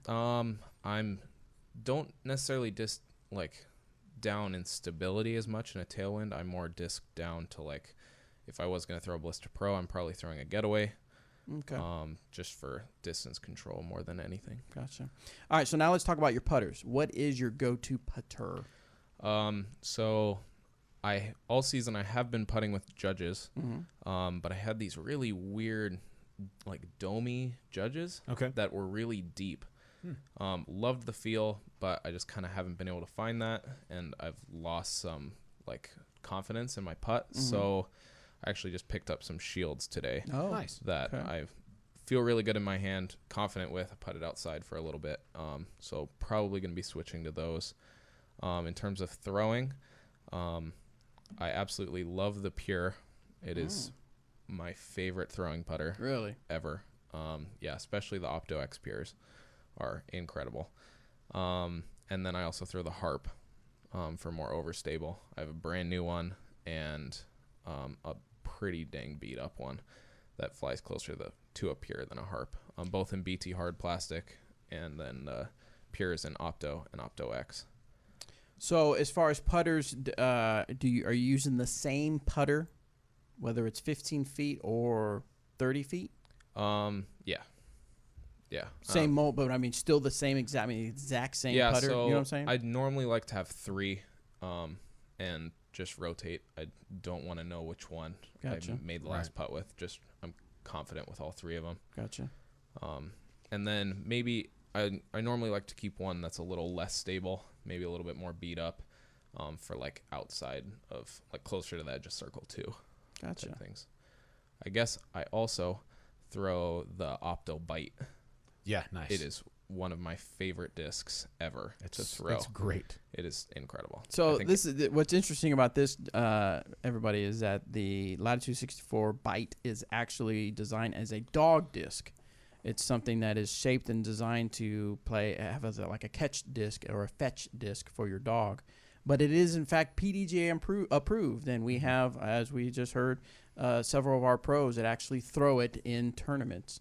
I know. I don't know if Ron Converse still throws it, but I know at least I know at a time he was throwing it and was talking about how good of a disc it is. So. Yeah. Well, the crazy thing about it, so Luke Wessel is another guy who's on Latitude. He's up in Minnesota, and he gets people started with the Bite because it flies like a disc golf disc, but it'll also kind of fly like an ultimate Frisbee that they're a little bit more used to. And so approaching is really easy with that. I feel like throwing them in from, outside of where you'd feel comfortable putting. Like for me, if I'm around 80 feet putting, like I'm having to give it a lot to get there. But outside of that, you can just kind of just flick your wrist a little bit. Yeah. And give it kind of a half run. Yeah, nose up, never going to go too far past the basket. Yeah. We missed a super chat from Ace Run Productions. Thank you so much. I was just about to get to it. Oh, yeah, I'm sorry. Go ahead. It's okay. So he comes in with $24.99. Thank you, Ace Run. Wow. He says, Taco Tuesday. Taco. Enjoy some deliciousness on us. Thanks for being a weekly go-to. One of these times I'm going to remember to bring tacos for the after show. Sorry, it wasn't on your this time, yeah, Tristan. Dang. Might have to make a trip back next week. Nice. We're interested. Ace Run, we appreciate that, man. Thanks so much. What weight do you normally grab when you're disc shopping, Tristan? Are you looking at heavy? Are you a heavy disc guy? Yeah. Do you pay that much attention or what? I'm pretty much everything above like 173. Okay. I mean, besides the Bite, which is nothing comes.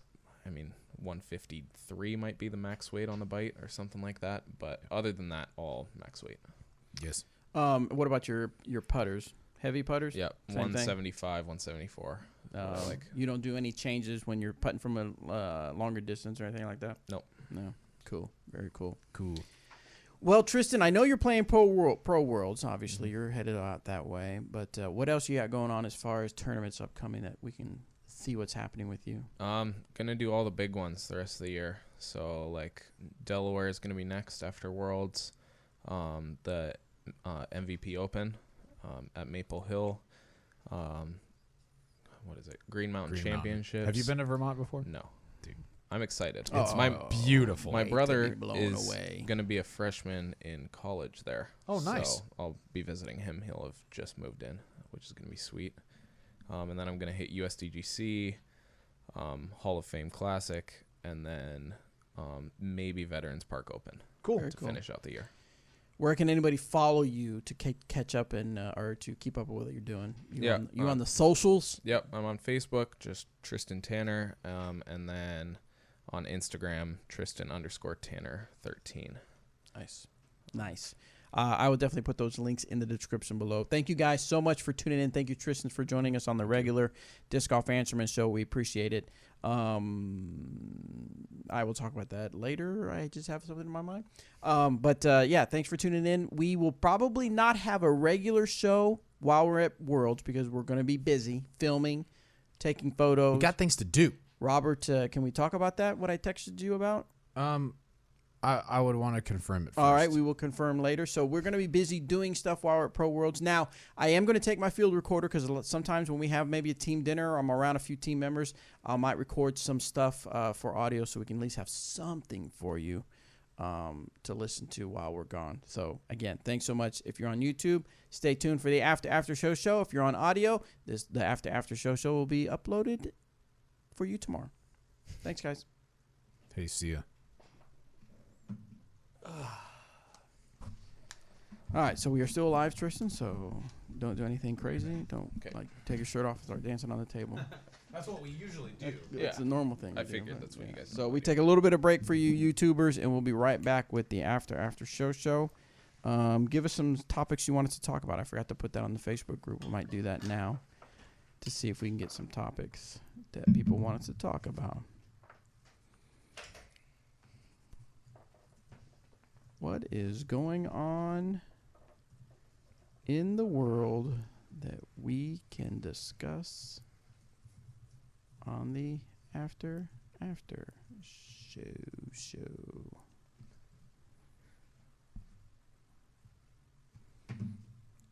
All right, so YouTube guys, get your questions in. We'll get those answered. In fact, while we're waiting on Robert, we might, if you have something for Tristan, we can ask. If you have a Harry Potter question, we have someone off camera that can answer for you. But any questions or any topic you want us to talk about, let us know in the comments, and we will talk about them. Bobby, and what is his favorite new discs are this year? My favorite new one is the Vandal. I got an early prototype. Well, I guess they're early by nature, but I got a prototype Vandal. Where did I throw? Oh, we were at the Memorial, and I was throwing them, and they were throwing really nice for me. And so when I got back, Robert said I could have his prototype. So I have one prototype in my bag and one from a Trilogy challenge I played. And the one in the Trilogy challenge is a little more unstable than the prototypes. Mm-hmm. But they are like a faster Maverick for me. And of course, you guys know from listening that I love the Maverick. It's just controllable. It doesn't. I can get it to go nice and straight, and a little bit of fade at the end. And there's so many shots where I'm like, what I love about it is there's shots out there where I'm like, as soon as I see what I want to do and I picture in my head, I think Vandal. Boom, I throw and it does it. And that's why I really like the Vandal a lot. You still throwing the proto ones? Yeah, I was just talking about the two you gave me. I have one in my bag and one as a backup. So Backup. all right. So are there any Team DD players playing the Cedar Hill Open? I don't know. Depends on what it is. Let me look real quick. While we're waiting on that, Tristan, what is your putting practice routine? Do you have a routine that you do? Yeah, so I really like Wait, we got to record this. Sorry. Hold on, didn't hit record in the after show. Hold So up. Freaking Bobby. Hold up. let me do the intro. Welcome to. Oh wait, Robert. I didn't know. Welcome to the after show. Thank you. All right, we are here for the after show. In case you're wondering, it sucks that bad every time. Yeah. Every time. I listen to the show. Yeah, They listen. They know it. I hear it every They single love it. but every now it's single right week. here. Yeah, it's a lot better. See, Dang even it. Aubrey was like, "That's the part I like." Yes, see, Dang she it. likes it. She loves that part. Dang it. All right, so we are here the after show where we lean back, we lean back, we're a little laid back. We answer your questions on YouTube, we answer your questions you put on the Facebook group, and we might talk about some stuff going on in the world. We will not talk political stuff. Nope. I do not touch that stuff because it gets too heated. Smart. But right before we started recording, Tristan was answering a question for me, and I stopped him because we wanted to get that knowledge on record. Someone asked Tristan, what is his putting routine? Please continue, Mr. Tanner. Thank you. So my putting routine, I like to put either just a marker or a disc, like at 15 feet, 20 feet, 25, 30, 35 feet. And then I take either 2 or 3 putters, and I start from 15 feet. If I make 2, then I move back. If I make 1, I stay where I'm at. And then if I miss both, I guess if I miss 1 or 2, then I'm moving up again. So say I'm at the 25-foot station and I miss 1, then I move up to 20 feet. If I miss both of them, then I go all the way back up to the 15-foot. And I basically go through that all the way back to 35 feet, and then try to work my way back all the way to 15 feet. And once I've accomplished that, then feel like I've gotten all the putts in. Every single putt has pressure on it, because even if you make the first one, if you miss the second one, then you're moving back up, and you want to try to get done with the whole cycle. So that's my go-to. I like that one. Nice. Yeah, just different distances that feel. Yeah, it's not just like one.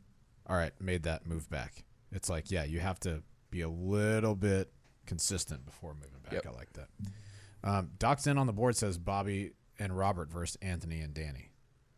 Ooh. I'm down. Easy Ooh, W. we need to get that one on video. The easiest W we've ever had. All film. Let us know in the chats. That's Let us know in the not chats. true. It will not be the easiest W we've ever had. We'll have to work very hard for What it. do you think? Let us know in the chats if you want to see that happen. What? Say it again. I'm more scared of puppies than this challenge. Oh, okay. If you didn't hear that on the audio, Anthony just said he is more scared of puppies than he is the challenge of him and Danny versus Bobby and Robert. Look, all I'm saying right now is All you're doing is fueling this guy right here. He's going to go practice tonight for that, maybe not tonight. I am actually going to practice. Yeah, I am actually going to practice tonight because I'm trying to qualify for USDGC and be cool like Tristan.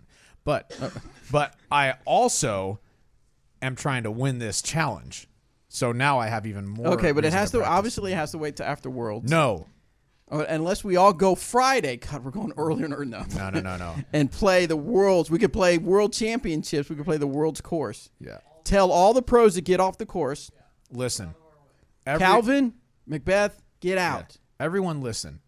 I'm telling you right now, Bobby and I are going to go eat tacos before. Oh. We're going to be feeling so good. I'm going to walk up, and we're not even going to use any of my shots because Bobby's going to be shredding the fairway. What are we going to put on the line? So how many strokes do you guys want then to make it fair? Dude, we don't need your strokes. No strokes. We don't need your strokes. But I'm actually off air. I'm interested in talking about that. So Darren has a question for Tristan. Tristan, how do you make it happen being on tour as far as finances? Yeah, so we live in a van, which By the river? yes, All right. which cuts a lot of like Airbnb costs and living expenses like that. So we pretty much have to pay for food and gas. And I do that with tournament finishes kind of, but more so probably from disc sales than anything. Nice. I have a fundraiser stamp, pretty sweet stamp with some mountains and stuff in it. Go check it out. But Nice. Now, what kind of what kind of van are we talking? Like a Ford Transit. is that like a Sprinter van right outside, yeah. style? Yep. I So can't see it from here, just Robert. Why not? if you look through the wall If I right look behind through you, the wall, Imagine there was a window. I just didn't know if you saw it earlier on no, the I way in or haven't something. seen it. um, Do you have it modified at all inside? yes, fully built out. We got a bed in there, sink, fridge, everything. It's run off of solar, so we are off grid. We don't have to be at a campsite with hookups. Now, did you become an off-grid person once you decided to get on tour, or were you already kind of that lifestyle? I wouldn't say I was already fully that lifestyle, but it's something me and Aubrey have wanted to do even before disc golf presented the opportunity Nice. to be able to do that. So, And Aubrey goes out full-time with you? yep. Oh, nice. Now, what do you normally do while he's practicing and playing? Aubrey, read your Harry Potter book? Yep. I do art stuff. I'm doing a client work right now. Oh. See, now that's cool. I love. That- I don't know why I love that you can do while you're on the road. You can work and do things like that. That's Yeah. cool. I have a lot of time to just spend working on stuff, so I like Nice. that. That's Will you very hold cool. that up again? That looks really cool. Here, bring it over here for YouTube. Yeah, She- they wanted a like Flatiron. They're in Broomfield, Colorado, so they're like a yoga gym. She does some Well, of the tell most pe- go ahead and talk. incredible. Get on the mic, Aubrey. Yeah, so people can hear you. So tell us what you do when Tristan is out playing. I just chill. Sometimes I'll like do the dishes or go grocery shopping and stuff. Just stuff that like needs to get done. Yeah. But stuff like that, this just came up within the past couple days. They wanted me to work on stuff for them. So. That's cool.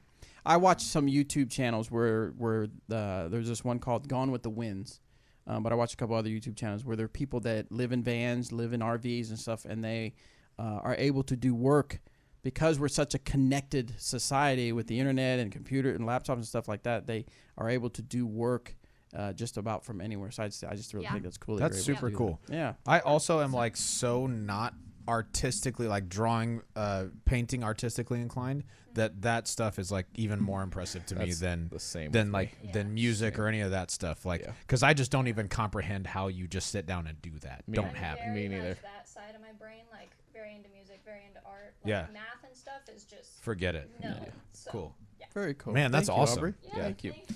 She's Um, incredible. Yeah, so that's really cool. It's cool that you have a partner that can do that type of stuff. So, all right, so just that was kind of a glimpse into the touring life for the pros. Do you ever get a hotel just to have a spacious bed? Not really. We've definitely thought about it sometimes. We had our van broken into earlier in the year. Had our No. side window broken. Sucks. We got a hotel then because we just didn't feel very safe in the van. But yeah, other than that. That's pretty sweet. Y'all also do a gym membership, right? So you can shower and all that. Yep. Planet Nice. Fitness. Nice. Can- Yeah, cheap. Yeah. That's It's awesome. like $20. Oh, because and you can go to any Planet Fitness in Any the U.S., location. right? Yep. Nice. That's awesome. Yep. It's Do they the have way to one do like it. pretty much every state, or? Well, yeah, they're in most like metropolitan area. We don't have one. but- Basically every single place besides here. yeah. Besides Emporia. Nice. Hey, while we had Aubrey up here showing off her drawing, I was drawing a picture of us winning doubles. I can't show it to you right now, but I'll show it to you later. But It's it all was right. It's all in but our in brain. my In my mind, mind. I was right just there. picturing what it looked like when we shook hands right after, because we won doubles by 10. You know what I'm saying? So in your face, what I'm Danny saying. and Anthony. Ken says, I can say this about Tristan. He's genuinely a good guy, great attitude, and solid player. Man, I can't talk. Nice, Ken. Thank you. All right, so we got on Facebook. Let's see. People want us to talk about this. They want us to talk about tick awareness. Actually, Chris, I have one better for you. I have Derek Savory, who is very passionate about Lyme disease awareness because it affected him personally with his wife. He gets more into it. We actually did a road trip interview. I announced it on the Facebook page here, but that should be out. I'm going to edit that together and probably have it out.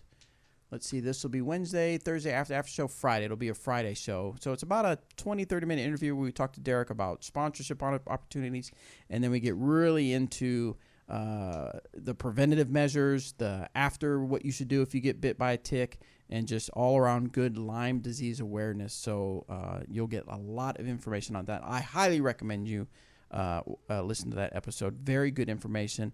Stuff that you don't, it's one of those things that you don't think it affects you until it affects you, and then it might be just too late by then. So you need to be aware for sure. Super fast. We didn't decide on any consequences for the doubles match, and somebody said, Boy, that is on his brain, isn't it? No, I just they were talking about it here. Somebody said that losers shave. Oh, well, that's not a big deal for me. My head's already shaved. Well, yeah, I mean, it would be kind of a big deal for I've me. already accidentally shaved my beard. It would be the biggest deal for Danny because, stash life. Yes. Do you But- think he'd do it? No, definitely not. But Anthony has literally nothing to lose. Yeah. He could grow his facial hair out for 2 months, and it would. What if look you have like to it shave does his today. head? Oh, You dude. wouldn't do it. I'm not shaving my head for anything. Yeah, you would. I know you would. Not for anything. I That's not would. True, but- I'd do it in a second. I do it every morning. Well, I was I gonna do say, it every morning. like, Okay. Just like you did this morning. So in the chat, Ken, who said the kind words about Tristan. I mean, most of us over here have been saying mean words, but he has. Right. So I'm glad you threw that nice stuff Yes, in. that's very good. He said, I have a good question for Tristan. He has said, I learned to throw first, then I learned the game of disc golf. Can you explain that a little bit? Yes. So I think it's very hard to progress in any sport if you don't have the fundamentals first. You have to at least have, you don't have to have perfect form or perfect anything, but you need a good baseline starting point to be able to work up from that. Mm-hmm. Another big thing is just the more you know, the higher your ceiling can be. Right. If you don't know a whole lot, kind of like before you've played any tournament, you think you're the best player in the world. Right. But the more you know, the better you can be. But just starting with that good baseline is key. I like it. Anthony, we were talking about, for our doubles match, the consequences that losers shave. And I said, yeah. Yeah. Anthony was like, "Yeah, that sounds good." Oh, that's fantastic, man. Dude, what if you throw just so Danny has to shave? You're saying that like I won't. I know that you'll do that. Missed the putt. Hopefully he's not. He's he's either already back or driving back from being away. Man, Hopefully he's not listening. I threw OB again. Dang it. yeah. Sorry, man. That's 3 times a row. In All this right. course, All right, hey, Danny, you go first this time. Yeah. That's fantastic. Seth Muncie of Disc Golf Strong says, "Más tacos, por favor." Sí, más tacos, por favor. It was very good. I have to tell you a story. I did make Disc Golf Strong get mad at me, and I apologize, Seth. I truly am sorry. He had actually texted me. I saw him the first day we were there, and of course, I'm good friends with Seth. And I saw him, and we talked, and some people were giving us suggestions on restaurants to go to. And so he knew that we were going to check some restaurants out. He didn't go with us the first night we went to Nectar, but I think it was the next day. He texted me, and it said, "Más tacos, por favor."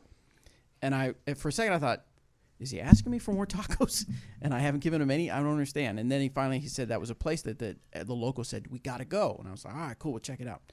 Well, later that day, he was out at the course, and we were out somewhere else, and we went and got Más tacos, por favor without him.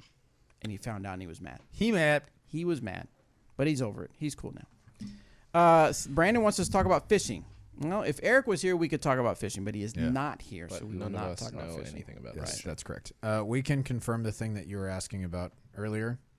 I got a message back about it a second ago. We can confirm Yeah. the chat we were talking about. All right, so the reason Robert will be unable to do anything for Disc Golf Man is he has been invited to do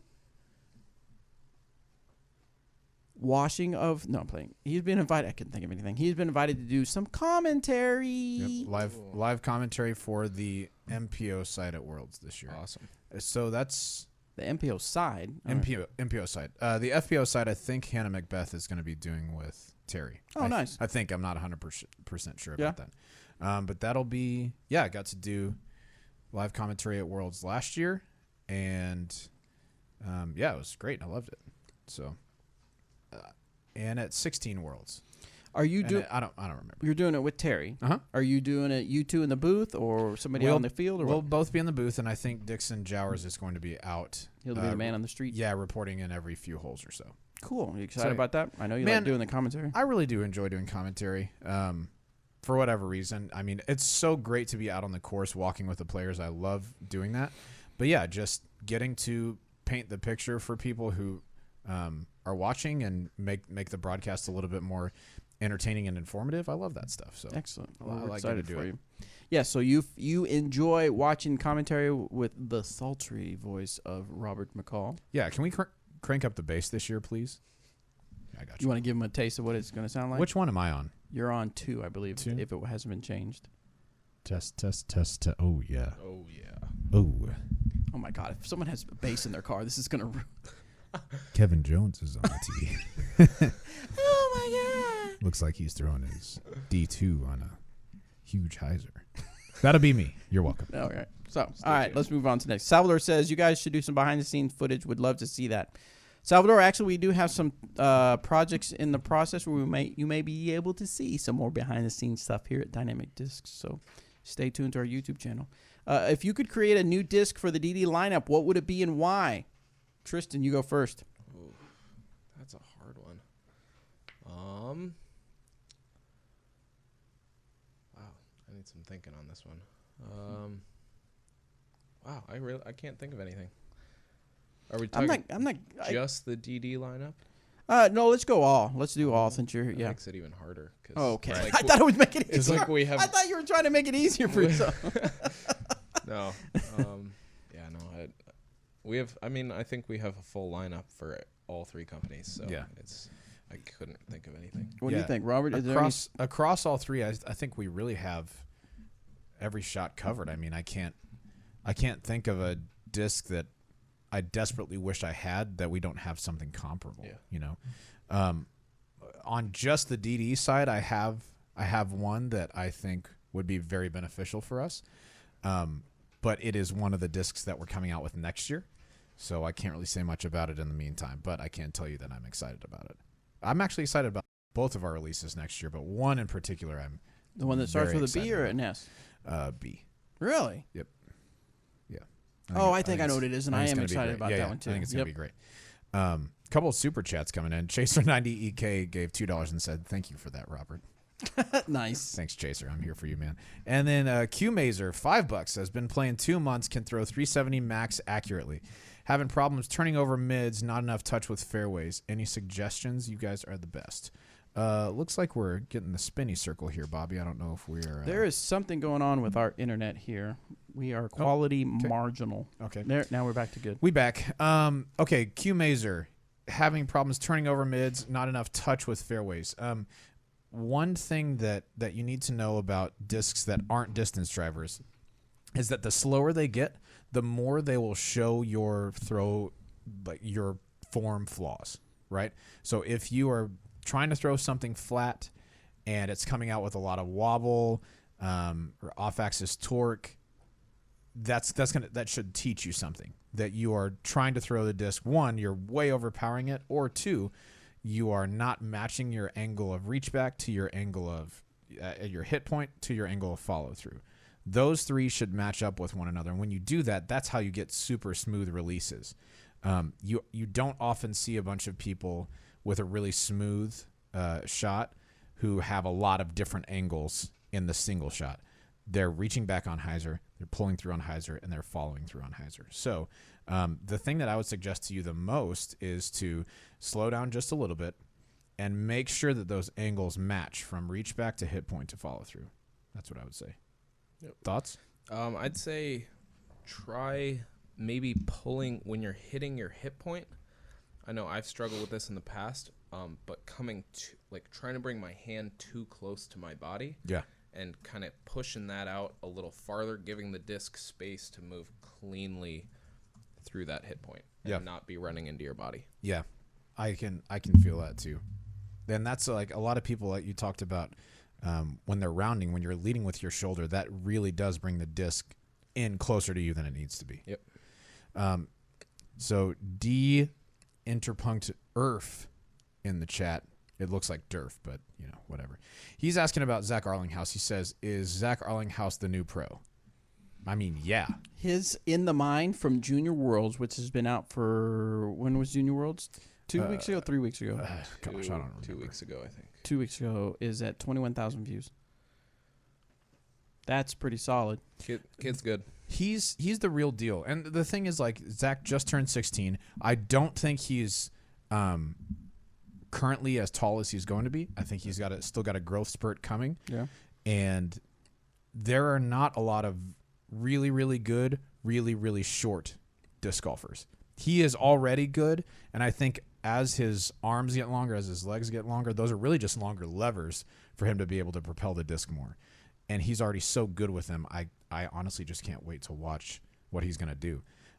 He's going to that Kentucky tournament that I'm going to this coming weekend to try and qualify for USDGC. And to say I'm not intimidated would be a lie.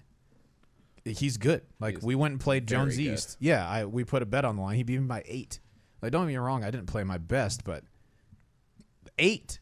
It wasn't like 1 or 2. He just squeaked it out. He was sure ready. And he's humble. He's not bragging. He just is he? I'm just messing with you. Wait a minute. No. When we played together, interacted with him, he's very humble. No, yeah. When we played together, he was.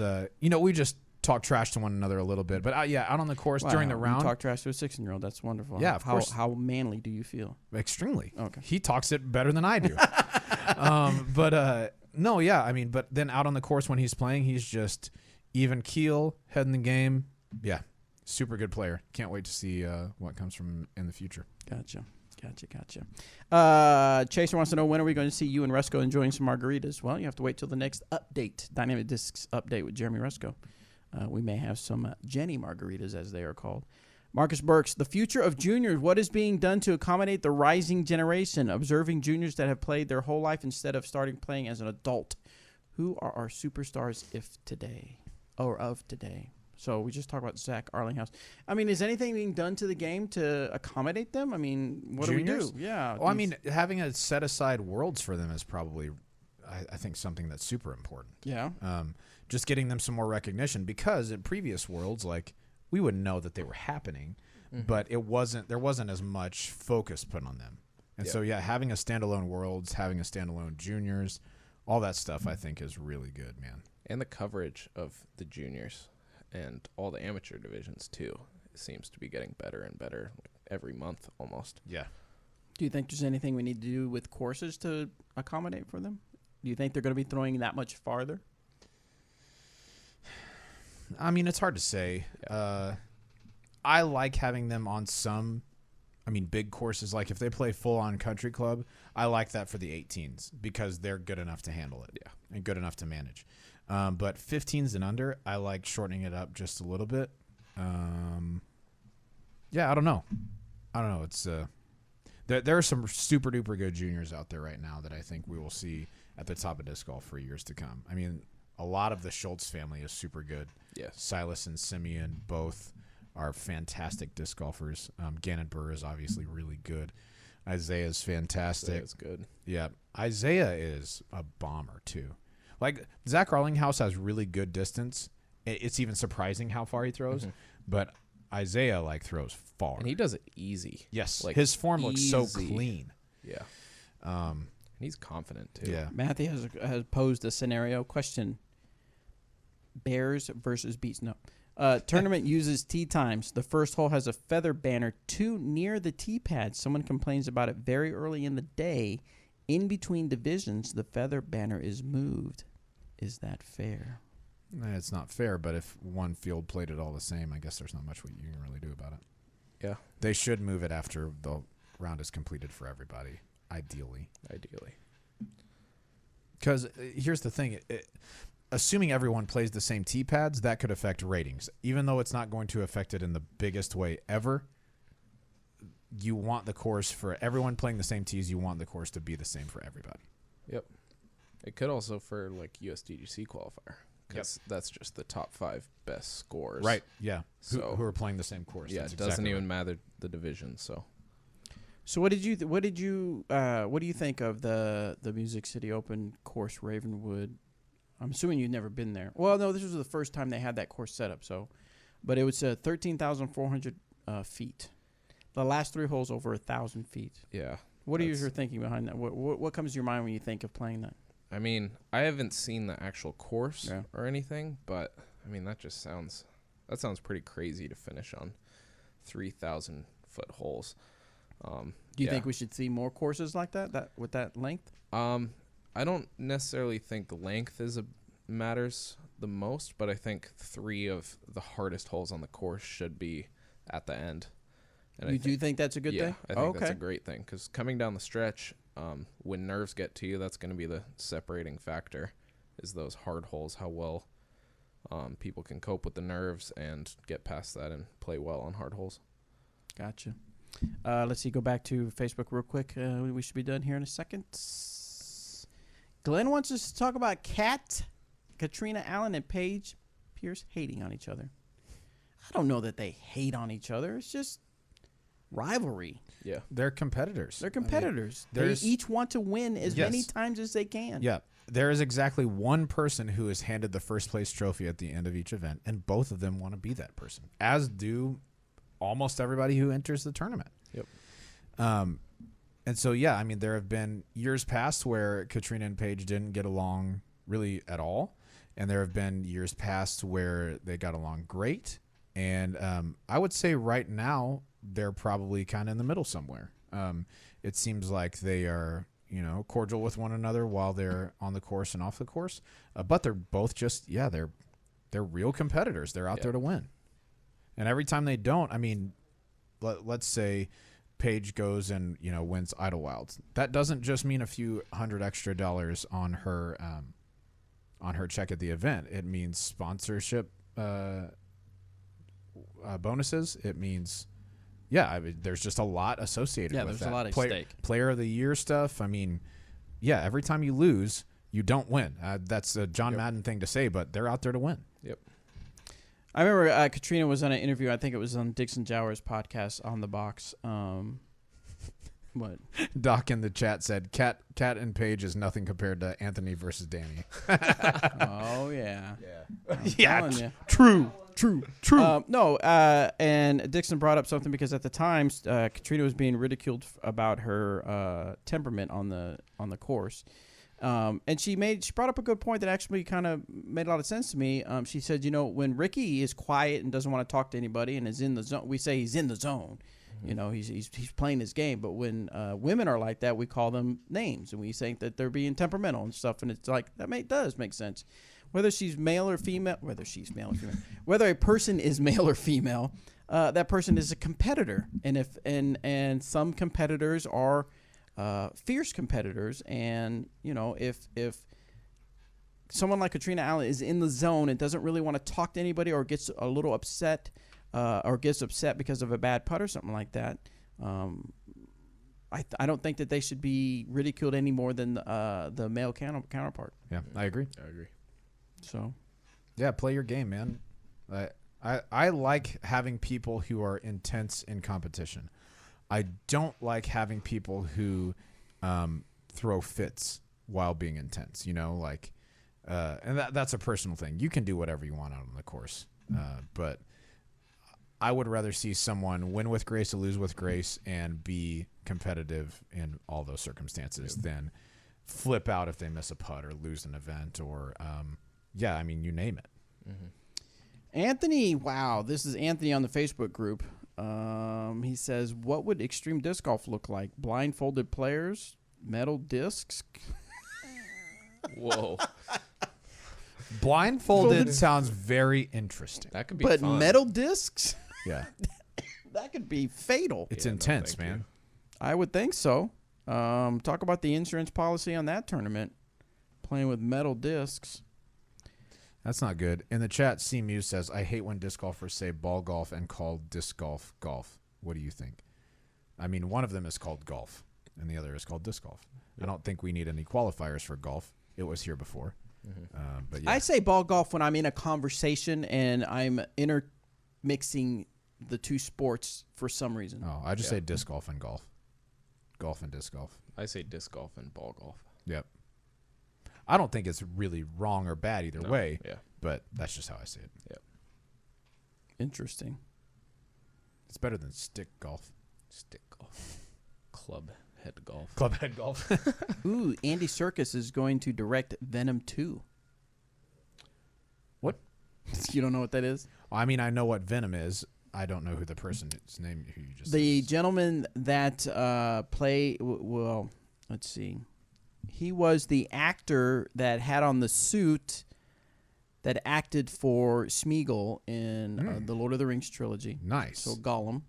And he did Caesar on Planet of the Apes. Sweet. And he did one other one that I can't think of right now. Cool. But he's very good at special effects acting. Nice. And now he's directed a few movies, and a lot of people are excited at now that he is announced, or at the idea, but of course now it is announced that he will direct Venom 2, so that should be good. Who was it who played Venom in the first one? Tom Hardy? Yeah. He was good. He'll play it in the second one as well. Yeah. This guy's directing. Andy Serkis is directing. That's it. okay. Yeah, okay, cool. So good stuff. Do you watch a lot of movies, Tristan?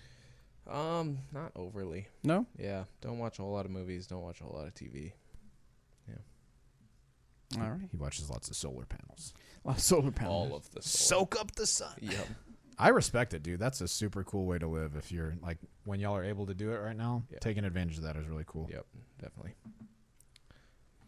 What else Anything we got else there, on it? Does disc golf need more heated rivalries? I was going to say heated chivalry. What? Yeah. Heated rivalries. Always.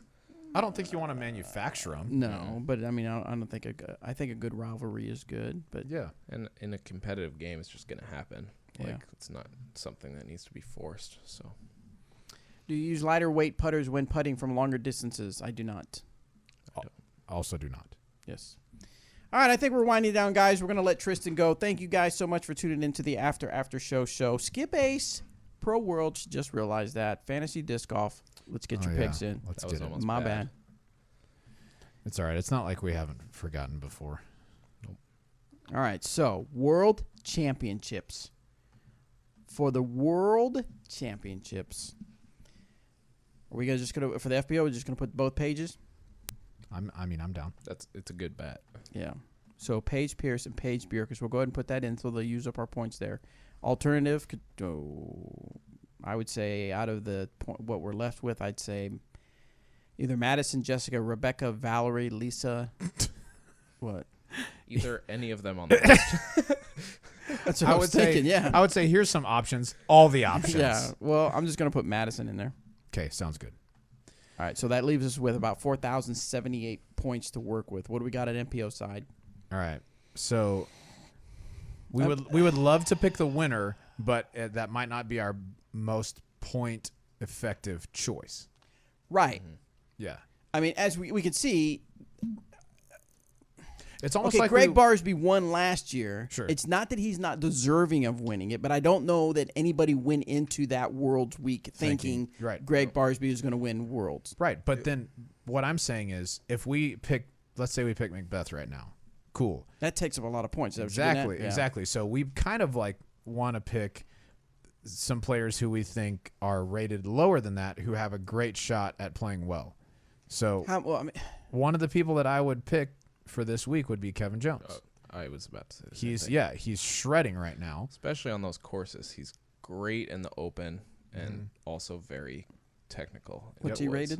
1036. So that's a big shot, but it's I think it's a reasonable one. Well, I guess, yeah, it does. It's, 21 points below Macbeth. Mm-hmm.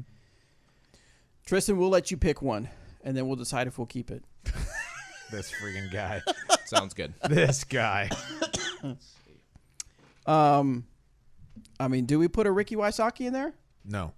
Honestly, I am thinking Johnny McRae.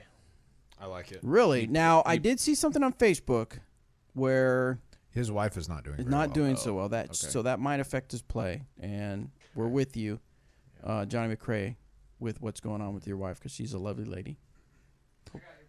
Anthony's going to give us some. We'll stick with one of Tristan's teammates. Right. Emerson Keith. Oh, Emerson good Keith. Good choice. Good call. Okay. What's he rated? 1021. 1021. Okay. That leaves us with a 1010 player and a 1011 rated player or the equivalent. Is that a safe? Wow, that knocks out a lot of people that I would have picked. It sure does. But you know who I'm going to throw in there? Dustin Keegan. Thomas Gilbert. Great call. Thomas played very well at Ledgestone. Kept the disc in bounds super duper well, and at 10-11, he's probably playing 10-25 golf. Yeah, his rating on is the weekly very basis. far behind. Yeah, he's a baller. He's very good. I don't know what he looks like.